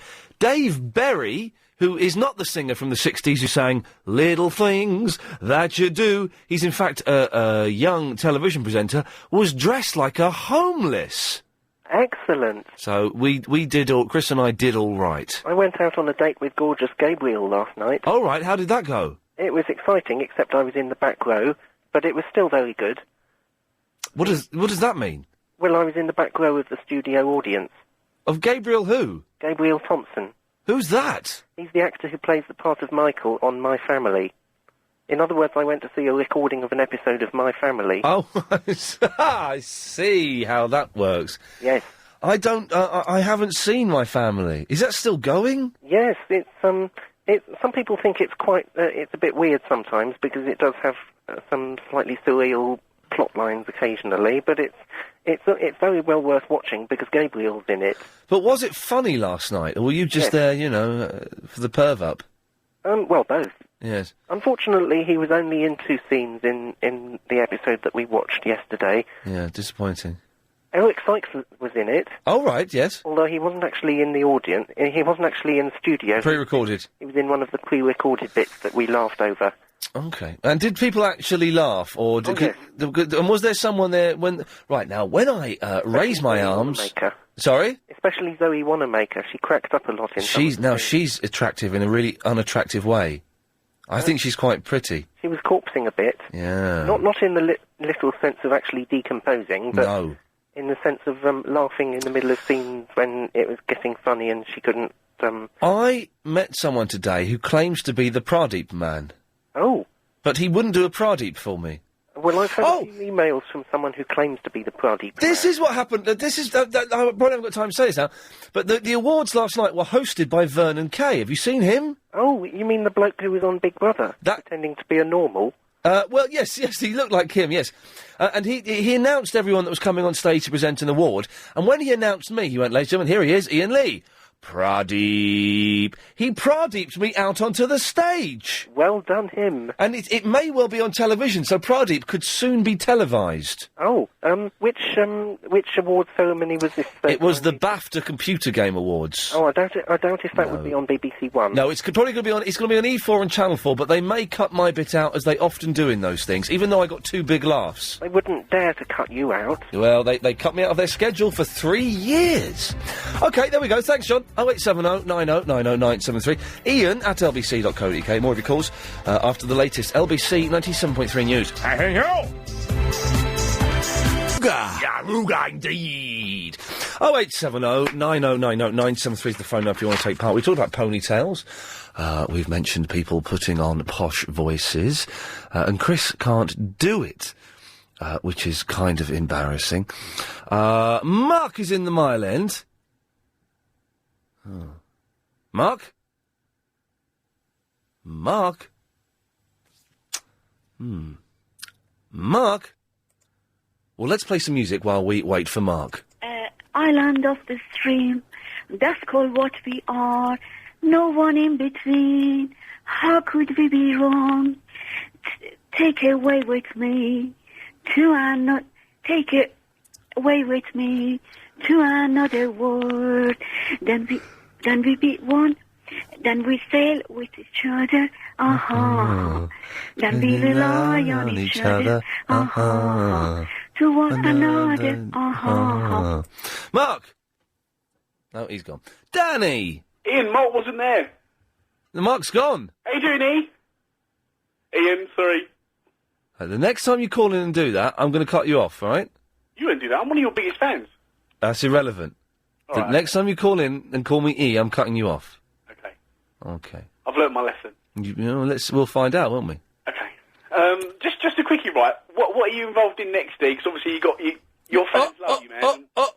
What did you just call me? What? I don't know. What did I call you? You called me E. I didn't. You did. I did not. Can we replay this? I want to hear him, because I don't know if we have the technology to do this, because I don't know if the cassette recorder was going. You just called me E again. Ian, I didn't, I swear. Swear. Okay, if we find out that you did say this, will you hang up on me? If you did, you can ring me back and I'll forfeit whatever you want. Okay, let's have a listen. What are you involved in next, D? Because obviously you got... Thank you, Danny. There we go, good day. I was quite prepared to have a nice chat with him as well, but he kept doing it. Oh, God. Lynn! Yep. How are you? Yeah. What happened to you yesterday? I wanted to say very nice things about you. Yeah. Cut off. It happens sometimes. The switchboard is a little bit... Do you know why? I think I know why you cut me off. Okay. Yesterday. Do you know why? No, I don't know why, Lynn. You might call me psychic. You see, the way I started... I didn't start my when I started to talk to you, I wasn't quite specific. I didn't explain it properly. You thought something else. I do not have a clue as to what you're talking about. Yesterday, Yes. I said my apology that the day you, on your birthday, for 1 year birthday for the show, right. I wasn't in, but I wanted to phone to, congratulate you. No. But I didn't explain that. What you're talking about? Okay, anyway, that's it. So don't Yes. cut me off next time. Okay. You know how long it took you to get me to your show? It took a long time. I don't think... Listen, Lynn, I didn't cut you off. Sometimes the machinery here is a little bit, temperamental. Okay. So don't cut that bond. Okay? But I didn't cut you off last time. No, I said don't cut the bond between me and you. I don't want to cut the bond between you. I like the bond. Good man. Good woman. Okay, anyway. Yes. How are you? I'm very, very, very tired. My eyes are... I'm almost crying because my eyes are so sore just through being tired. I don't know why. I've not been doing anything, excessive. Well, just take life easy. That's all I say. Take life easy. Take easy, Too much, Take easy. Yeah. I want to talk about, yesterday what I wanted to talk about. Yes, Lynn. I've got two things really I want to talk about. Let's chop. First of all, one. Yes, chop. The one I wanted to finish up yesterday. You see, Ian, now I'm going to talk to listeners and callers of LBC. Please do, but quickly. Anyone who's got stress. Yes. Anyone who's got stress. Yes. Who is not happy. Yes, get to the point now. From 3 to 6:30, listen to Iain Lee. Because Iain Lee, you really make a lot of people laugh. You don't know it, you do. You really, really do make people laugh. And what advice I want to give to those who are stressful, they don't need to go to their psychologists or therapists to spend their money. They just switch LBC 3 to 6:30. Iain Lee will cure them because by the time your show finish, let me finish my first point. Oh, this is your first point. By point. the time the show finish, they will be cured. Because you make people laugh. Yes. Can I just say, I have to say for legal reasons, I don't actually cure anyone. No, because... No, I mean people laugh. Yes. When people laugh, when a human being laughs, it takes away a lot of stress. That's what I wanted to say yesterday. Why am I feeling more stressed now? And then my second point number 2. Yeah, come on. My second point is this ponytail men. Yes. That's disgusting. I don't like them. No, it's horrible. They are horrible. Yes. Oh. Huh? What's that? Ian, They are an eyesore. To me, they are an eyesore. Have you ever peed in a swimming pool? Oh, Ian, stop that. I thought he stopped calling, innit? Have you ever peed And what's his name? Hassan. Hassan, thank you. You listened to my advice. I'm not gay. Oh, well. I'm a bit sad. Ian, come on. That's my 2 points. I just want to... That's all. Have a nice weekend, Ian. Thank you, Lynn. Take care. Bye. Yeah, here we go. Stevie. Hello, Ian. Hello, Stevie. How are you, my friend? I'm getting down. I'm getting down. Getting down. Yeah. Right, perhaps I can bring you out of that. Oh, please and the funny part about it... Yes? Two of the people that I thought you might pick. Now, what it is, you're going out for a meal, right? When? Well, when you take somebody out for a meal, I want you to pick 2 presenters... Right. 2 producers... Right. And 2 callers. And funny enough, when I rang up, I was going to say, I wonder if you pick that Lynn from Forest Gate. Who's paying? Hey? No. Well, the show can pay for it, or... Oh, right. You've got plenty of money, Lee. Well, Mr. Leo? I'm just about to get the bill for my unfinished bathroom, so no, I haven't got any money now. Yeah. What presenters who work here? Yeah, in LBC, you've got take 2 presenters. Do I have to? Oh, yeah.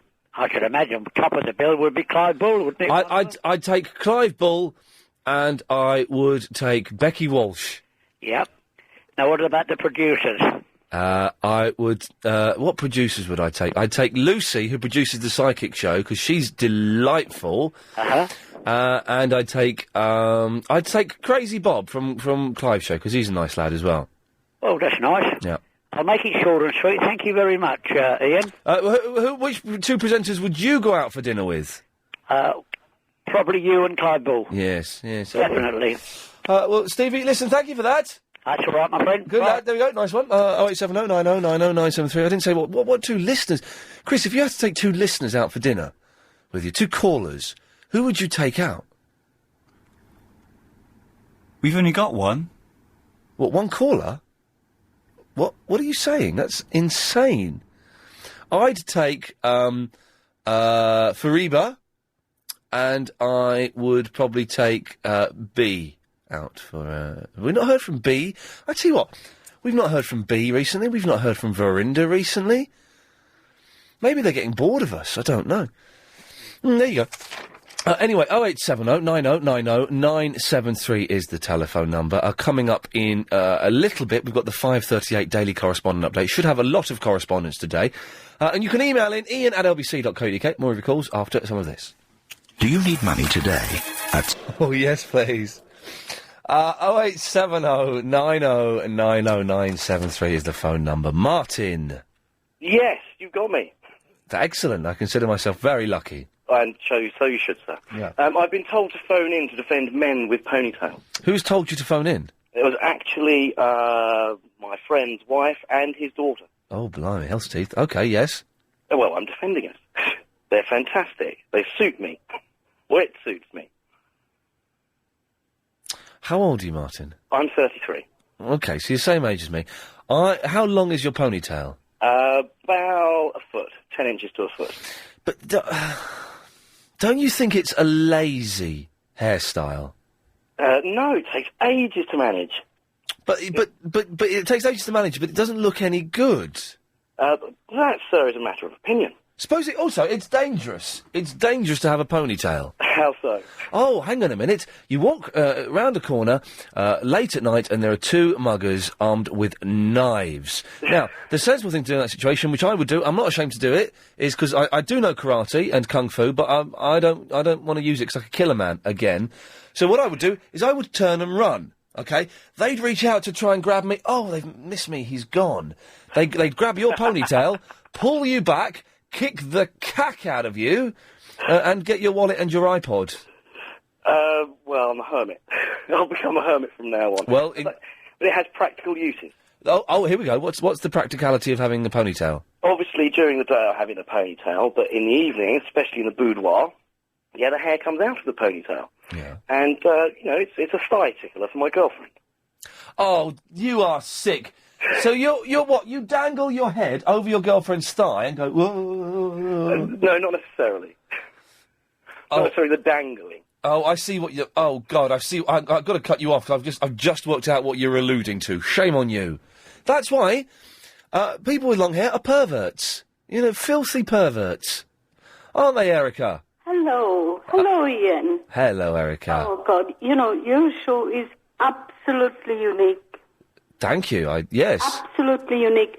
You know, shame. I live in Birmingham and I can't get to your station in Birmingham. Do I have to buy a special radio to get to your station? Well, how do you listen to us in Birmingham then? On the Sky or something? No, I haven't got a Sky. I can't afford it. So, are you listening to us today? Well, I'm down in London. Oh, okay. With my daughter. Well, can you get DAB in Birmingham for us? I think we might be. CRMB I can get. What? Birmingham Radio. No, but the DAB, digital radio. Oh, I haven't got the digital one. Well, I think we're available in Birmingham on digital radio. Well, I'm going to find out. They're only about 40 or 50. Every time I go back to Birmingham, I'm so depressed. Oh, God, I would be. It's a horrible place. You got such a lovely voice. Oh, and I'm depressed knowing you're not I'm very listening. concerned about your bathroom door. Yes, oh my, you can't shut it. And even if you could shut it, you can't lock it because they haven't put the little hole that the bolt slides into. I can feel today you're very stressed out. Do you know what? I am stressed out about it. Can you see? Yes? I can tell because when you talk on the phone. Yes. Hello? Yeah. Yes, Erica. I'm just the thing. And Thing is, when I how's talk, you keep talking, and then when I. How's your pussycat? She's fine. Yeah. She's fine. Yeah. Oh. If she needs a brush, I'll give her a brush this weekend. Oh, really? Yes. Oh, you must be very kind. Hey, but listen, any time you're in Birmingham and you can't hear us, Yes. give us a call and we'll just leave you on the line. We'll pay for the call and you can Really? listen on the telephone. Okay. Any time. Oh, God, you know, your show is absolutely amazing. Well, the whole station, I think This is the every time best I'm one, down here, I'm continuously listening to your station. Yes. From morning until... It's addictive. It's really, really lovely. Yes. If I know where you are, I come and bring you some food. No. One of the rules of working in radio is never eat food that a listener sends in because the odds are it's either going to be poison that will kill you or it's going to be the drug LSD 25 which will just take you way up there and I don't want either of those things to happen. No, So, I wouldn't do that. No, well, you know, that's what they thought about I agree. Yeah, Fred I West, know. but he did, so... Oh. Anyway, well, thank you, Erica. Okay. You- Lovely to talk to you. Lovely to talk to you too. Carry on your show. It's, as I say, it's absolutely unique. Thank you very much, Erica. Lovely. What a lovely lady. Sarah. Ian. Hello, Sarah. Hello, Ian. Hello, Sarah. Can you hear me? Yes, that's why I'm speaking to you. Yeah, sorry, I was on speakerphone, but I think I've taken it off now. So, hello. Yes, hello. Hello. No, it's really nice to say hello. Yes, but not as many times as as we many have done. times as No. It's also nice to Oh, move the conversation on a little bit. Okay, you got to remember I'm very, very nervous Okay. because, you're, a something in my eyes. I'm a what in your eyes? A sty? You're something in my eyes. You've got something in your eyes? You are, you're like something in my eyes. I'd like something in your eyes. Oh, God. I'm nervous. I started saying I'm nervous I'm because getting of nervous you. now. Yeah, I'm getting nervous now. Because of you. Because of you as well. Right. Well, yeah, I sound like a nutter. Yes. So, Anyway, I just thought I'd ring you up again. excellent. Yes. You have spoken to me before. I know I've spoken to you before, yes. Kensington Gardens. Kensington Gardens. Opposite, you mean? Yes. Anyway, I haven't really listened to the show because I missed a couple of hours. I had to go out. Right. And I like the sound of your voice. Thank you. Did you like my letter? A long time ago. The letter, that was a long, long time ago, wasn't it? Yeah, about a year. Yes, I've what I remember of it, it was very, very powerful, yes. Oh, okay. Right. Okay. Do you ever hypnotise people? I haven't done that in for... your free time? I haven't done that for 8 years. Oh, were you good at it? I used to be excellent at it, but I vowed never to do it again. Why? A man jumped off a cliff. Oh, yeah, right. Yeah. No, I used to do it when I was at college, but I haven't done it for ages. Okay, so you wouldn't, you've never sort of tried doing it in a kind of cool way? No. No? No, why are you asking? Because I think it could be a very interesting, quite sexy thing to do. What, make someone think they're Elvis Presley and forget the number 7? Not quite. No.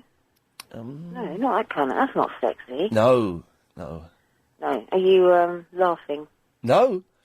Barnsworth! Hi, Ian. Hello, Barnsworth. He was creepy. But in a good way. Yes, she seemed like a lovely, lovely lady. Yeah, how are you? I'm fine. Would you like me to hypnotise you in a sexy way? Oh, yes. Oh, gosh, no, I don't think that's, ever going to happen. Anyway, Barnsworth. Anyway. It's been an odd since 5 o'clock. It's been strange, isn't it? Yeah. Did you hear the Fariba singing Islands in the Stream? Yeah, that was quite funny. This is great. Island of the stream, that's called what we are. No one in between. How could we be wrong? It's good, huh? Yeah, it's good. Yes. I like it when it gets a bit weird. Yes, I do. I do too. Anyway, Barnsworth, I've only got 30 seconds. Sorry, I've messed up the times again. What can I do for you? Right, men with long hair are horrible. Yep. It looks scruffy. Yep. And when the other guy was on talking about what he did in the bedroom with his hair, it made me feel sick. Oh, yeah, let's not even mention that again, because that was... He slipped that one past, and I didn't notice it until too late. Yeah.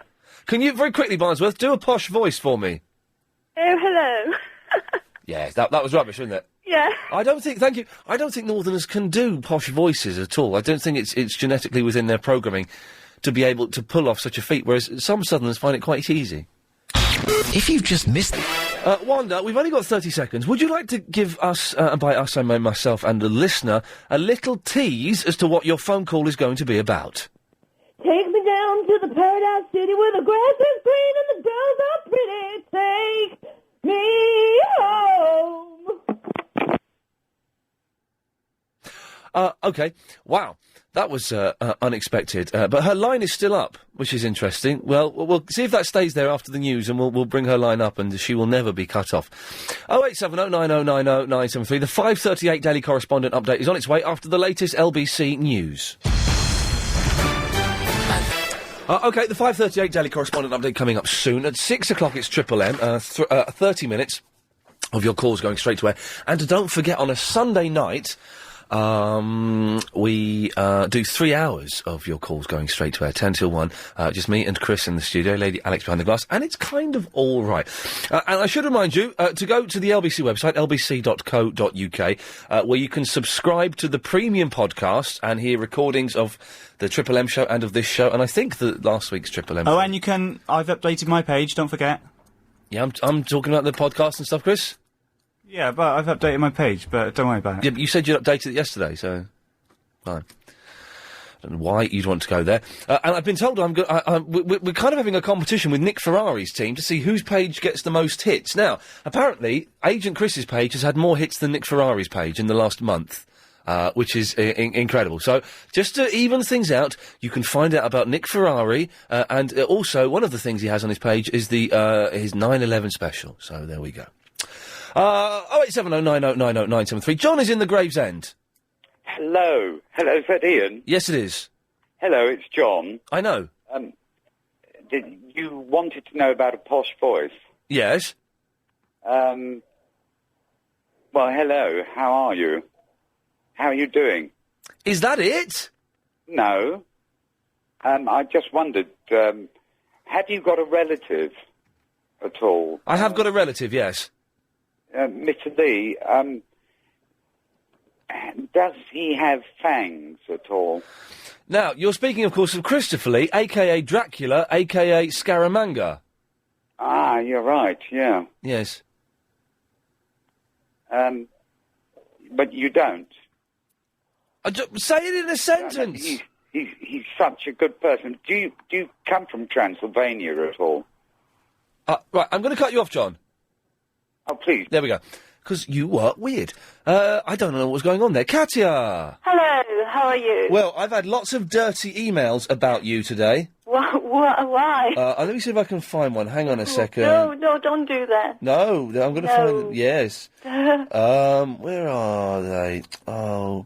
Basically, it was to do with, My hair? No, well, to do with men with ponytails. Yes. And they were saying, someone who'll find men with ponytails sexy is that Katya woman. That's quite true. Oh, you don't, do you?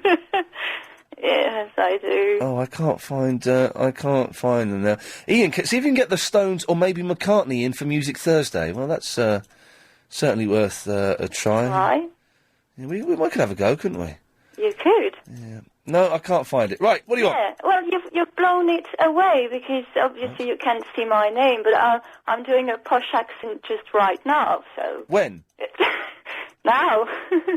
But... Young man.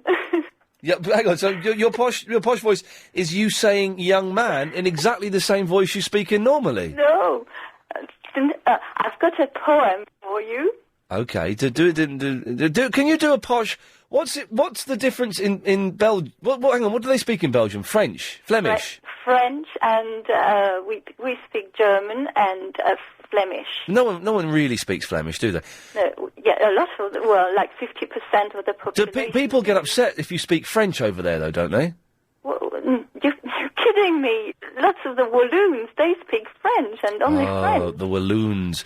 Yeah. Okay, can you speak in Flemish for me? No, because I'm from the Walloon part. Okay, right, can you speak French for me in your normal voice? Oui, je peux, bien sûr, pas de problème. And now speak French in a posh voice. No. You know what I can do? I can do the Parisian stuff with like a ça va? Comment ça va, Yann? Est-ce que ça va bien? Moi, je vais bien, ouais. You know? Like that. Can you get a tape of that? Because I want to study that. That was nice. That sounds really nice. Did it? It's horrible. I hate it. It sounds nicer than you speaking English. Oh, thank you. No, but that's not... No. Oh, God, now I've got... Anyway, you had a poem for me. Yes. Okay, and this is going to be the epitome of poshness. Okay. Yes. End of passion play, crumbling away. I'm your source of self... No, it's not working. Oh, that was bobbins. Source of self-destruction. Veins that pump with fear, sucking dark as clear, leading on your death construction. Right. Beautiful. It's 5:38. It's time for the daily 5:38 Daily Correspondent Update. Brought to you every day. Salutations, Conrad. It is I, Dave, Ian's longest South correspondent, and as one would say, the love of Ada Raven. And did you know that the longest telescope ever measured 212 feet, or as one might say, 64.6 meters? Enough of this policy rubbish. Imagine if Heather Jingles and the Valiant did a show together. Oh, God almighty.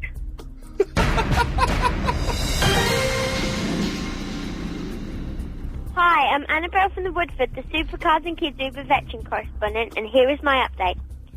Today is Jeans for Jeans Day. Children across Britain have been wearing their jeans to school today, whilst raising loads of money to help children suffering from genetic disorders. Oh, blimey, there we go.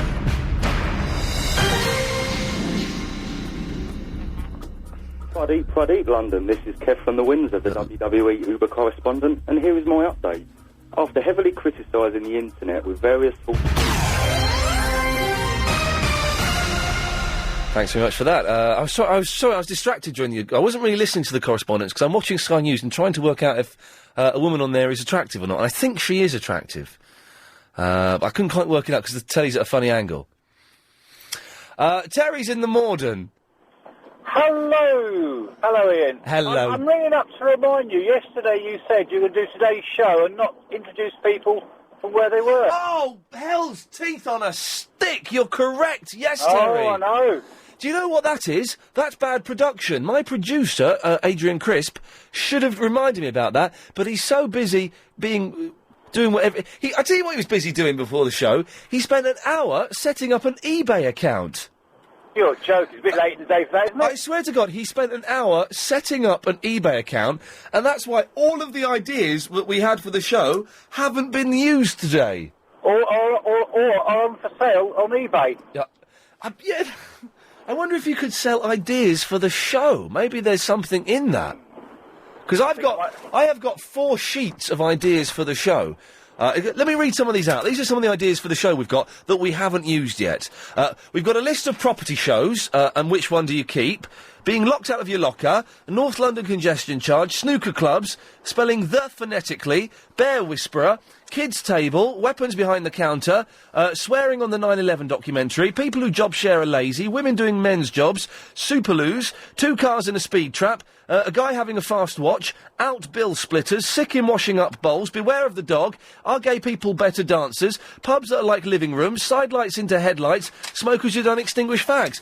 All of that stuff and more. We could sell that and make a fortune. Starting at 99p, that sounds quite good, actually. 99p plus, hey, get this, plus £5 postage and packing. That's the way to do it. That's the way to do it. Terry, thank you for that. Tallulah. Hey, hello, you.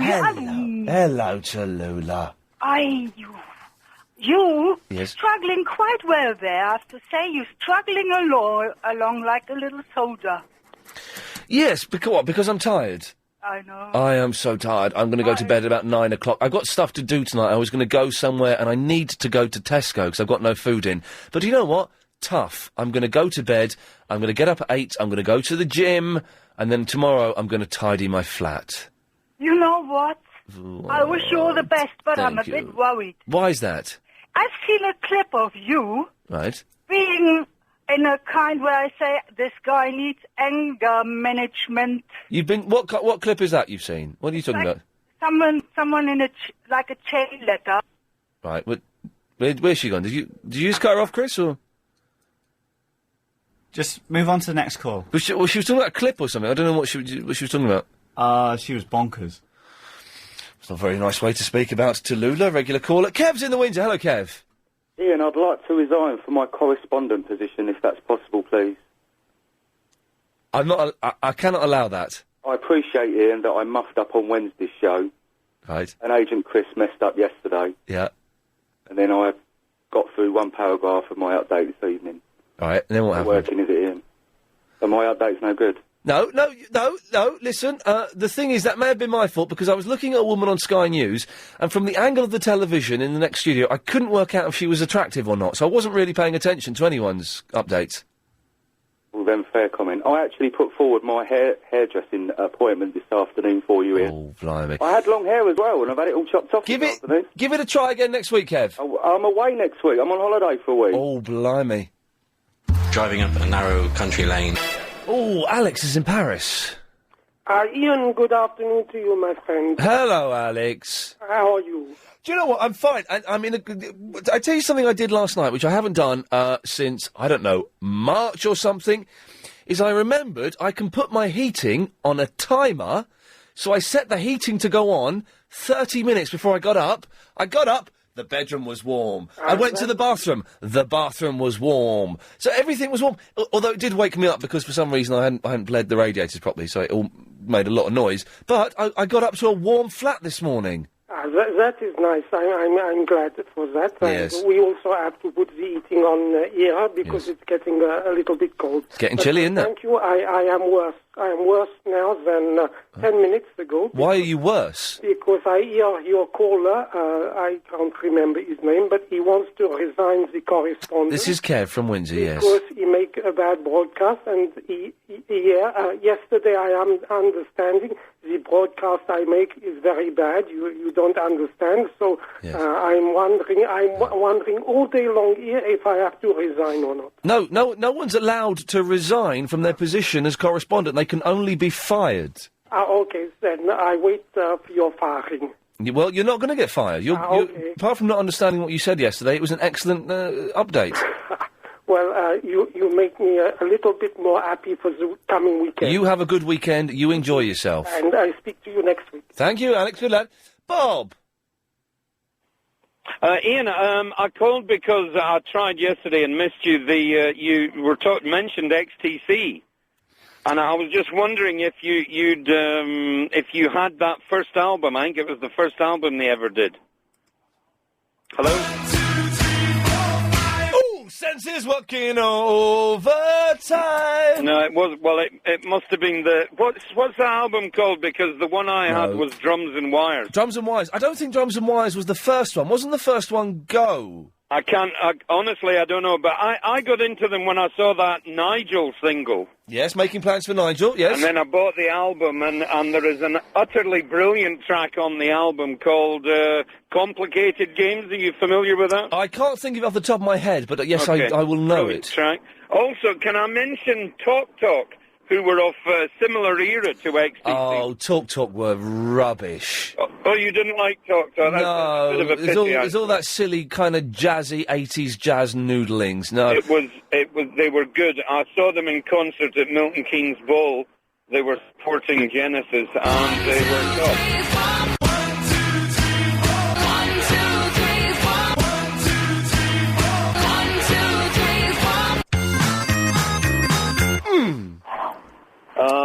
Well, okay, but I'm disappointed you didn't like Talk Talk. No, they're bobbins. I did like XTC. Bob, I've had two. I interviewed XTC once. They were one of my favourite bands of all time. Oh, let's see if we can get XTC in for Music Thursday. Let's get Andy Partridge and Colin Moulding in for Music Thursday. That would be brilliant. And we'll have an hour of those guys. I don't care what the bosses say. And I want an hour of XTC on Get this them show. to play Complicated Games. Well, they don't play it. The thing is, because they don't. The reason they didn't become as big as they should do is that Andy Partridge kind of had a nervous breakdown and got stage fright, and they stopped touring.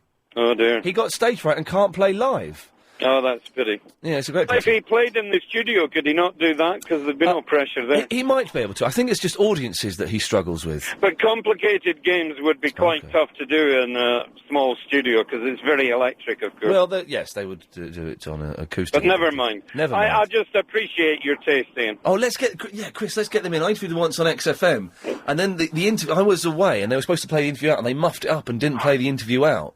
So I think they may have gone off me, but we can swing it so they go back on me. Bob, I've had a couple of emails from people wanting to join your silly water thing. Bob?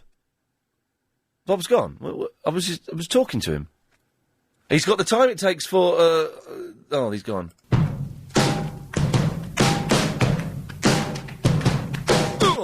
Yes, Graham. Hello, Ian. Hello, Graham. How are you today, Ian? I'm in very, very good spirits. Rick Wakeman was good, wasn't he, Ian? Rick Wakeman was excellent. Fantastic guest. One of your best, I think, you find. Yes, definitely. We've had good guests. We haven't got any guests for next week.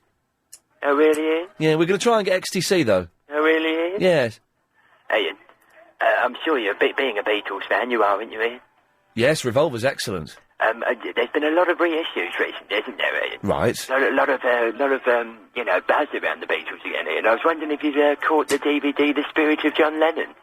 No, I've not seen The Spirit of John Lennon. You've got to see this DVD, Ian. Right. Hands down, the greatest DVD ever made, Ian. Oh, that's quite a sweeping statement. Why? What happens in it? It's basically, it's not authorised by the Lennon family at all, Ian, but, it's basically about a seance, and they reconnect with the spirit of John Lennon, Ian. Oh, wasn't this on TV at one point? It may have been, Ian, but it's now available on DVD, but the thing is, well, the most amazing thing is, apparently, he comes from behind the grave, but it's behind the grave, and he comes out and behind the grave? Beyond, Ian. Yes. And he comes back and he gives them a song, Ian. Oh, right, and how does it go? I can't remember. It's Lennon. You can't, can you, Ian? Well, what? I'm not going to sing Lennon on the wireless, Ian. Well, what does the medium sing it? But basically, Ian, well, there's a guru there, Ian, and he will start scribbling down some notes, Ian, and some chords formation. Oh, look, here it is, Spirit of John Lennon, yes, yeah, go on. Right. And he starts scribbling down the format, and they take it to LA, Ian. Yes. And they put it together in a top producer, and it's John Lennon, Ian, unmistakably. Wow. So he's not dead, Ian. Oh, OK, well, what's that rubbish you're listening to in the background? Oh, this is a very famous Irish artist by the name of Rory Gallagher, and I think you'd be a big fan of his, Ian. No, I wouldn't. Well, Listen, he would. Well, send me the DVD and I'll watch it.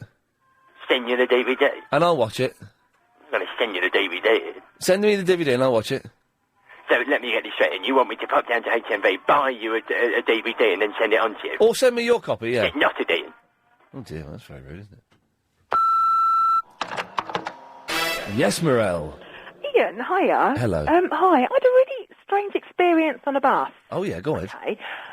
Quiet bus coming home, full, right? Yes. And this poor man's with his kid. This kid's about 14, 15. Oh, little sod. Getting off the bus. No, they're fine. okay. All of a sudden, this 40-something-year-old man starts going for him for no reason at all. Starts going at the kid? No, he started going for the kid's father. In what way? Absolutely no reason. He did nothing. This poor man's saying, I haven't done anything to you. And he's going, I'm going to terrorise you. And they live round the corner from each other. Right. But there was no... You know, normally something happens on a bus, someone gets upset. Yeah. This poor man did nothing. Right. By the time I got my phone to call 999, he'd gone. Right. But it was the most surreal thing I've ever seen. But the thing is, you don't know what's happened before that. If they live round the corner from each other... Yeah, but he didn't look the type. This man was... No, he didn't look the type. I'm sorry. Well, does anyone look the type? He was a thug and a bully, and he was picking on someone. Maybe he knocked into him or something. If people looked like types, then Gary Glitter would never have been number one in the 70s, would he? Do you know what I mean, though? You can't... You said it could be... I'm not saying the chap that you saw is in any way involved in that kind of crime, but you don't know what the backstory is in these situations. Yeah, but you don't terrorise him when he's with his teenage son, and the boy was absolutely pale. I know, obviously it's a terrible, terrible thing. And must have been quite nerve-wracking for you watching it happen as well. I didn't. I was trying to get the police. Yeah. I don't watch things happening. I actually get involved. Oh, blimey. Oh, yeah, I always phone the police if I see someone getting attacked. I wouldn't just walk past. Well, no, I would not expect No, I mean, you I've got to. a mobile phone. I dial 999, they're there. So, but I just can't... What's wrong with people? Why are they... I don't think this man's done anything. I don't. Well, yes. I don't, and I well, just think people are bullies. Yes, you don't know that, though. That's the thing. No, I suppose not. But, well done, you did the right thing. Got to move on. If you missed the show today, it sounded like this. I've got to tell you, London, I'm very, very tired today. My fuse is incredibly short, all right?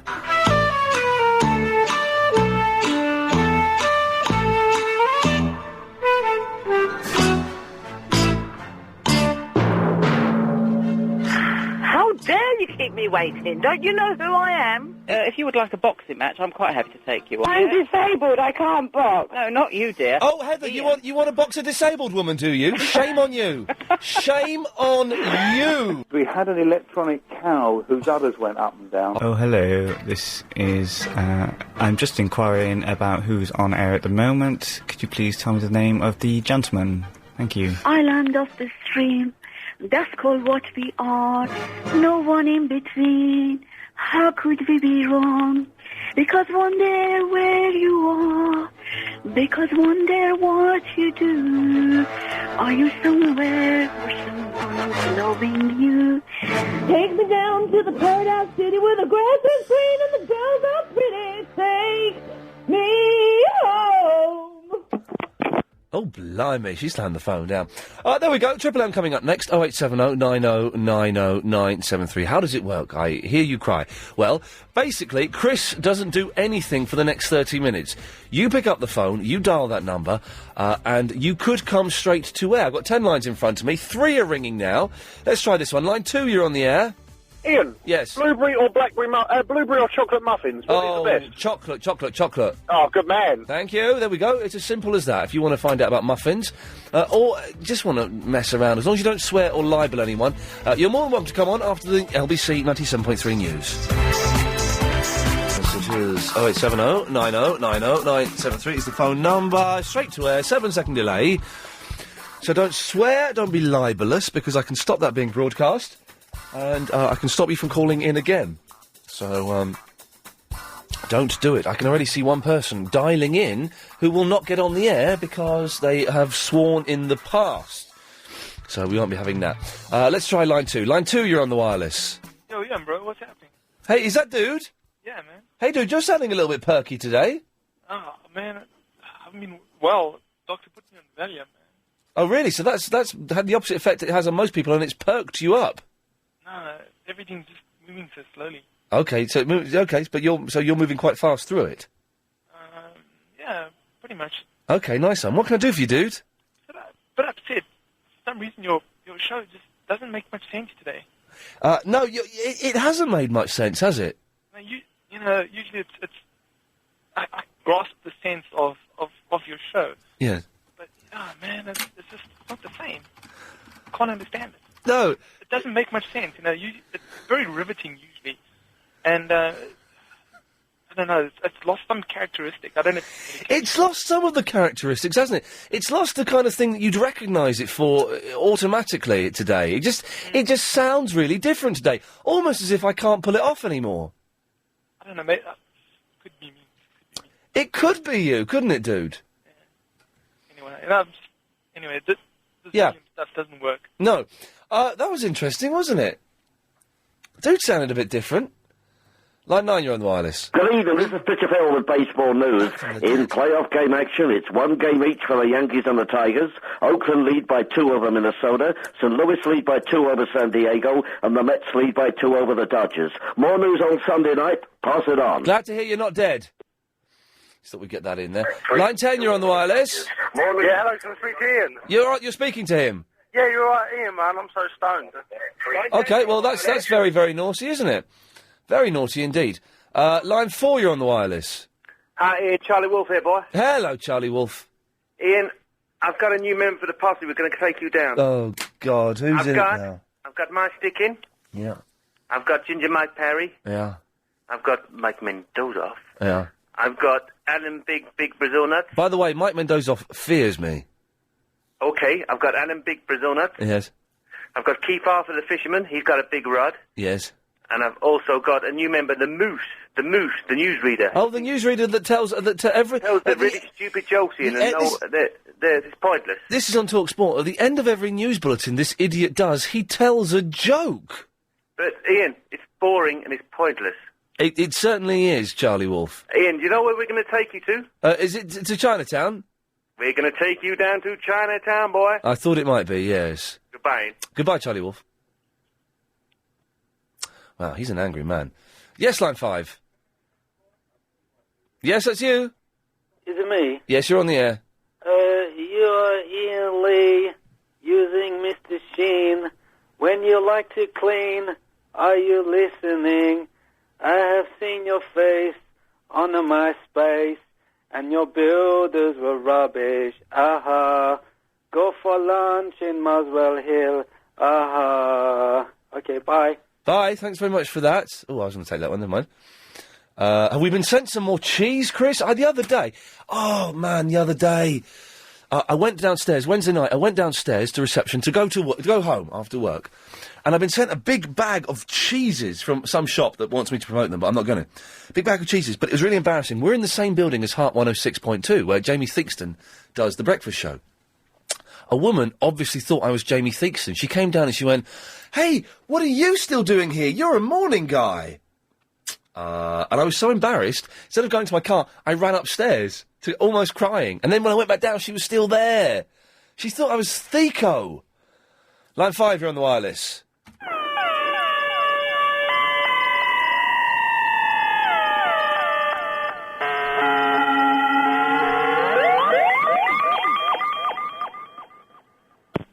Thanks very much. Line 10, you're on the wireless. Hello? Hello, you're on the air. Am I on air? Yes, you are. Oh, is that Ian Lee? Yes, it is. Yes, I've been trying to ring all day. All right. Yeah. I just want to say, Yes. I think you're very funny. Thank you. Yeah. So, where's the window? I've got no idea. It was well worth hanging on, wasn't it? Line 9, you're on the wireless. Hello? Hello, you're on the air. Oh, am I? Yes. Oh, right. I want to see Island in the Stream. Okay. Okay, I'm going to go start now, right? Islands in the stream, that is what you are. No one in between. How can we go wrong? Sail away with me to another world, and you rely on each other. Oh, from one water to another. That was terrifying. Line 4, you're on the wireless. Hello. Hello, you're on the air. Roxanne, do you like the police? Yeah, they're all right. They're all right. What about XTC? They're brilliant. Better than the police? Yeah, definitely. All right, it's Richard. I spoke to you earlier. All right, yeah. Hey, what are you doing? All right. Yeah, fine. So I'm eating my dinner. Okay. Am I on the line? Is it on now? Yes. All right, good. Yeah, are you going to have the police play more records? You don't play many records, do you? Yeah, shh, be quiet. Line 6, you're on the wireless. What's up, Ian? It's Wakeman. Hello, Wakeman. How you doing, mate? Yeah, I'm all right. You all right? I'm not too bad, mate. Just a quick question. Yes. Lost. The woman with the funny ass eyes. Yes.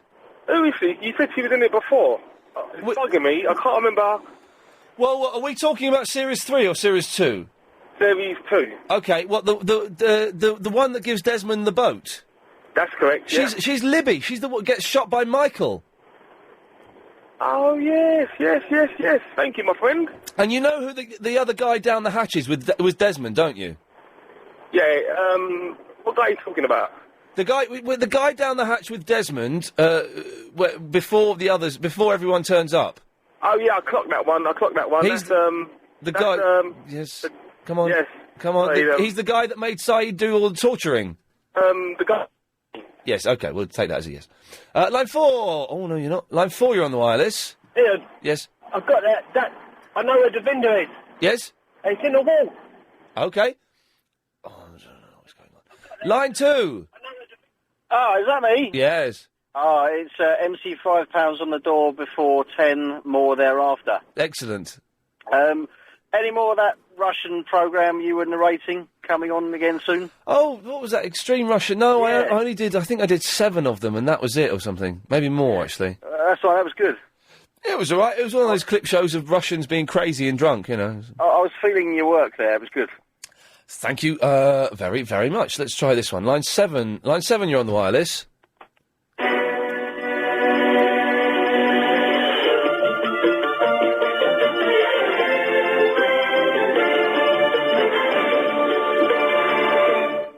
Thank you, I like that. Line 3, you're on the wireless. Ian, I was wondering, this Sunday's Triple M. Yes. I was wondering if it's possible, because you know you play MP3s. Yes. Doing dumps. Remember Product Recall, Littlest Hobo? Oh, yeah. Well, now, what happened to that? Have you still got that? There's a lot of listeners that are probably just new to the station, or new to your show, may not have heard it. It's a good tune, isn't it? I don't know if we have got it. I don't see it here on my list. Because Andy used to call in, didn't he? The guitarist. He used to call in a lot. Do you know, I can't find it. I tell you what, give during the news, I'll have a little look for it. I'll see if I can find it. Cheers for that. Cheers, Kev. Thank you very much. I don't know where that would be. That was good, that. The rocking version of The Littlest Hobo. 0870 9090 973. I'll take more of your calls straight to air after we've done some adverts, some news, some travel, some ads. If you could create your own... No, I couldn't find The Littlest Hobo, which is disappointing. Oh, well, never mind. Line 2, you're on the wireless. Hello, is it possible to speak to the mighty Ian? You're speaking to him. Oh my good God! Holy Nora, cow! How are you, Ian? I'm excellent. No need to clear my throat. Yeah, well, you could have done it off yes, you're, yes. Oh, hang on. Yes, this is you, isn't it? It is, Francis. On LBC 97.3 FM. Boom, bam, zim, that's him. Boom, bam, zim, that's him. That's good, I like that. I've been trying to boom, bam, zim, that's him. You've been trying to what? Yeah, get rid of her, she's mad. Yeah, she's bonkers, isn't she? Raving. What? Raving. R-A-V-I-N-G. Oh, raving. Yes. Yeah, that's a topical word, isn't it? Uh-huh. Yes. Yes, I'm still hooked. On what? On you. Oh, thank God for that. Well, they've started self-help groups now where you can go. People sit in a circle and say, hello, my name is Francis. That bad? Yes. Well, did anything you wanted, Francis? Yes. No, I've been trying to construct a poem to you. Okay. But it's missing something. Okay, well, give us a call when you've got it done. Line 1, you're on the wireless. Hello?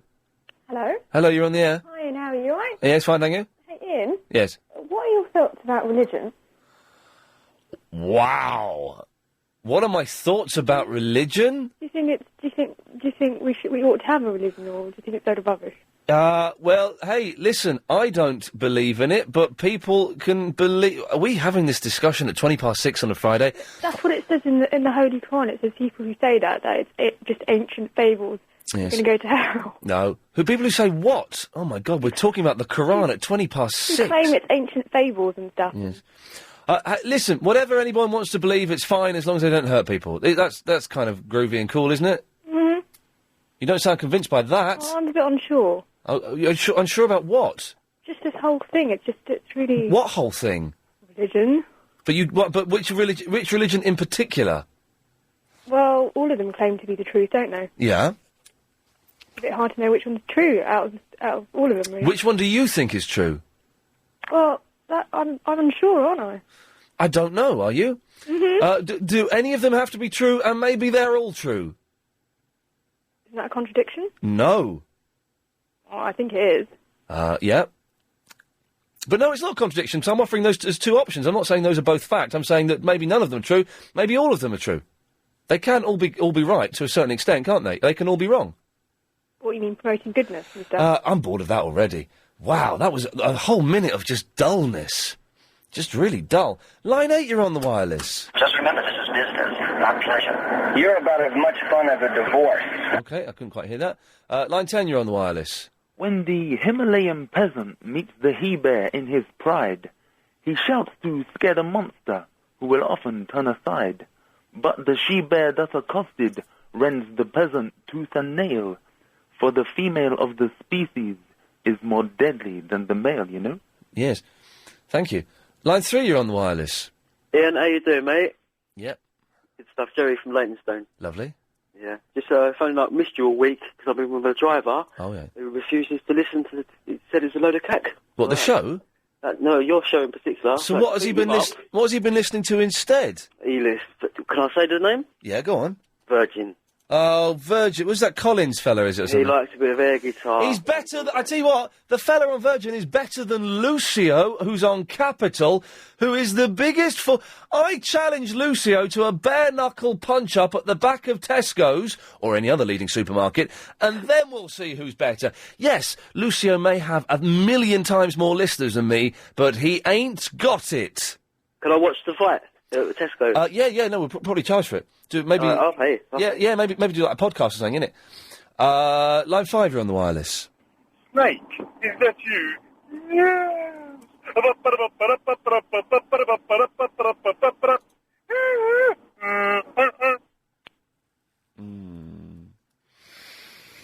Oh, we are trying to get Carl Kennedy in for Music Thursdays. And Alicia's emailed in saying he wraps up his shows with a trademark song, "Living Next Door to Alice," which we all know, changing the word Alice to Susan. Who's Susan Kennedy? Genius. We've got to get him in, man. It's going to be brilliant. Line 10, you're on the wireless.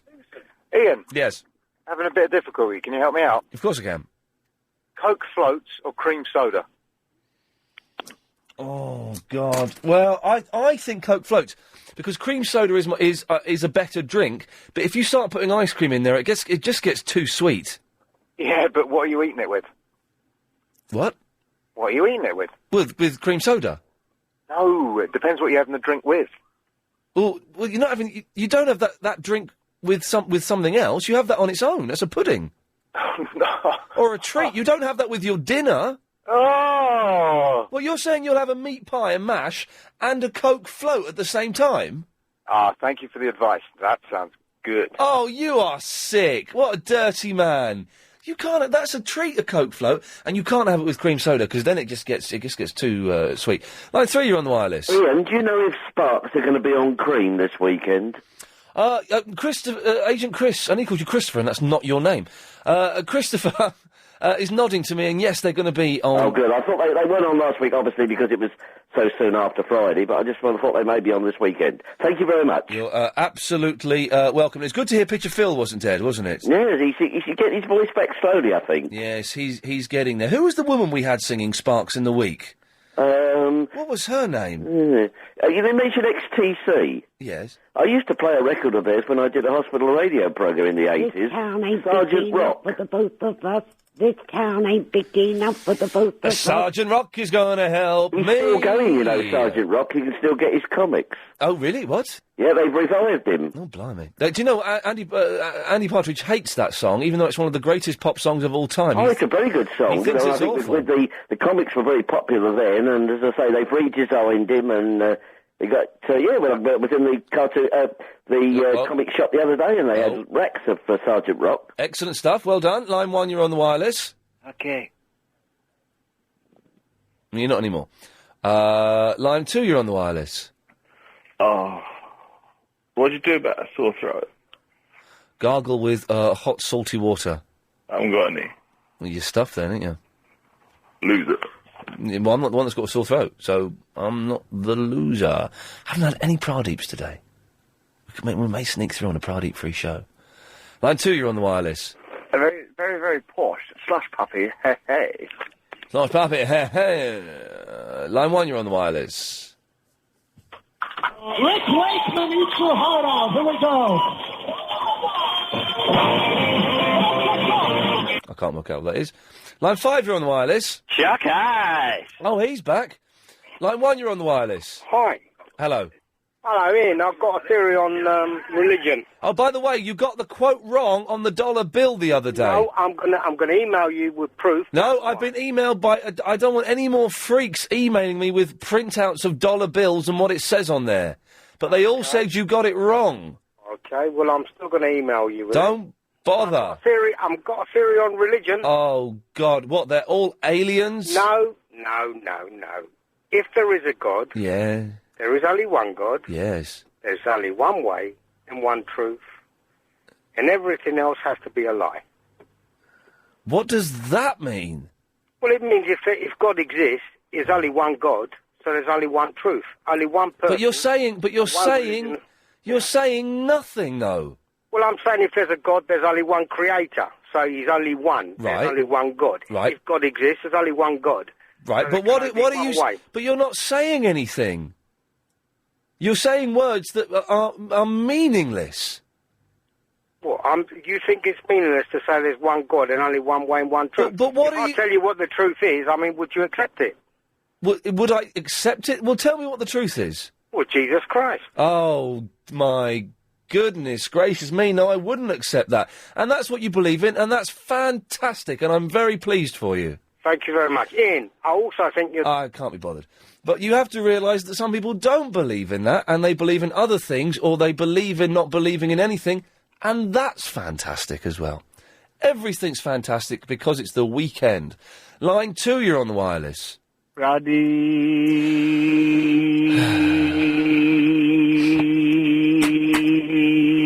Relax, London. Yes. Yes, thank you.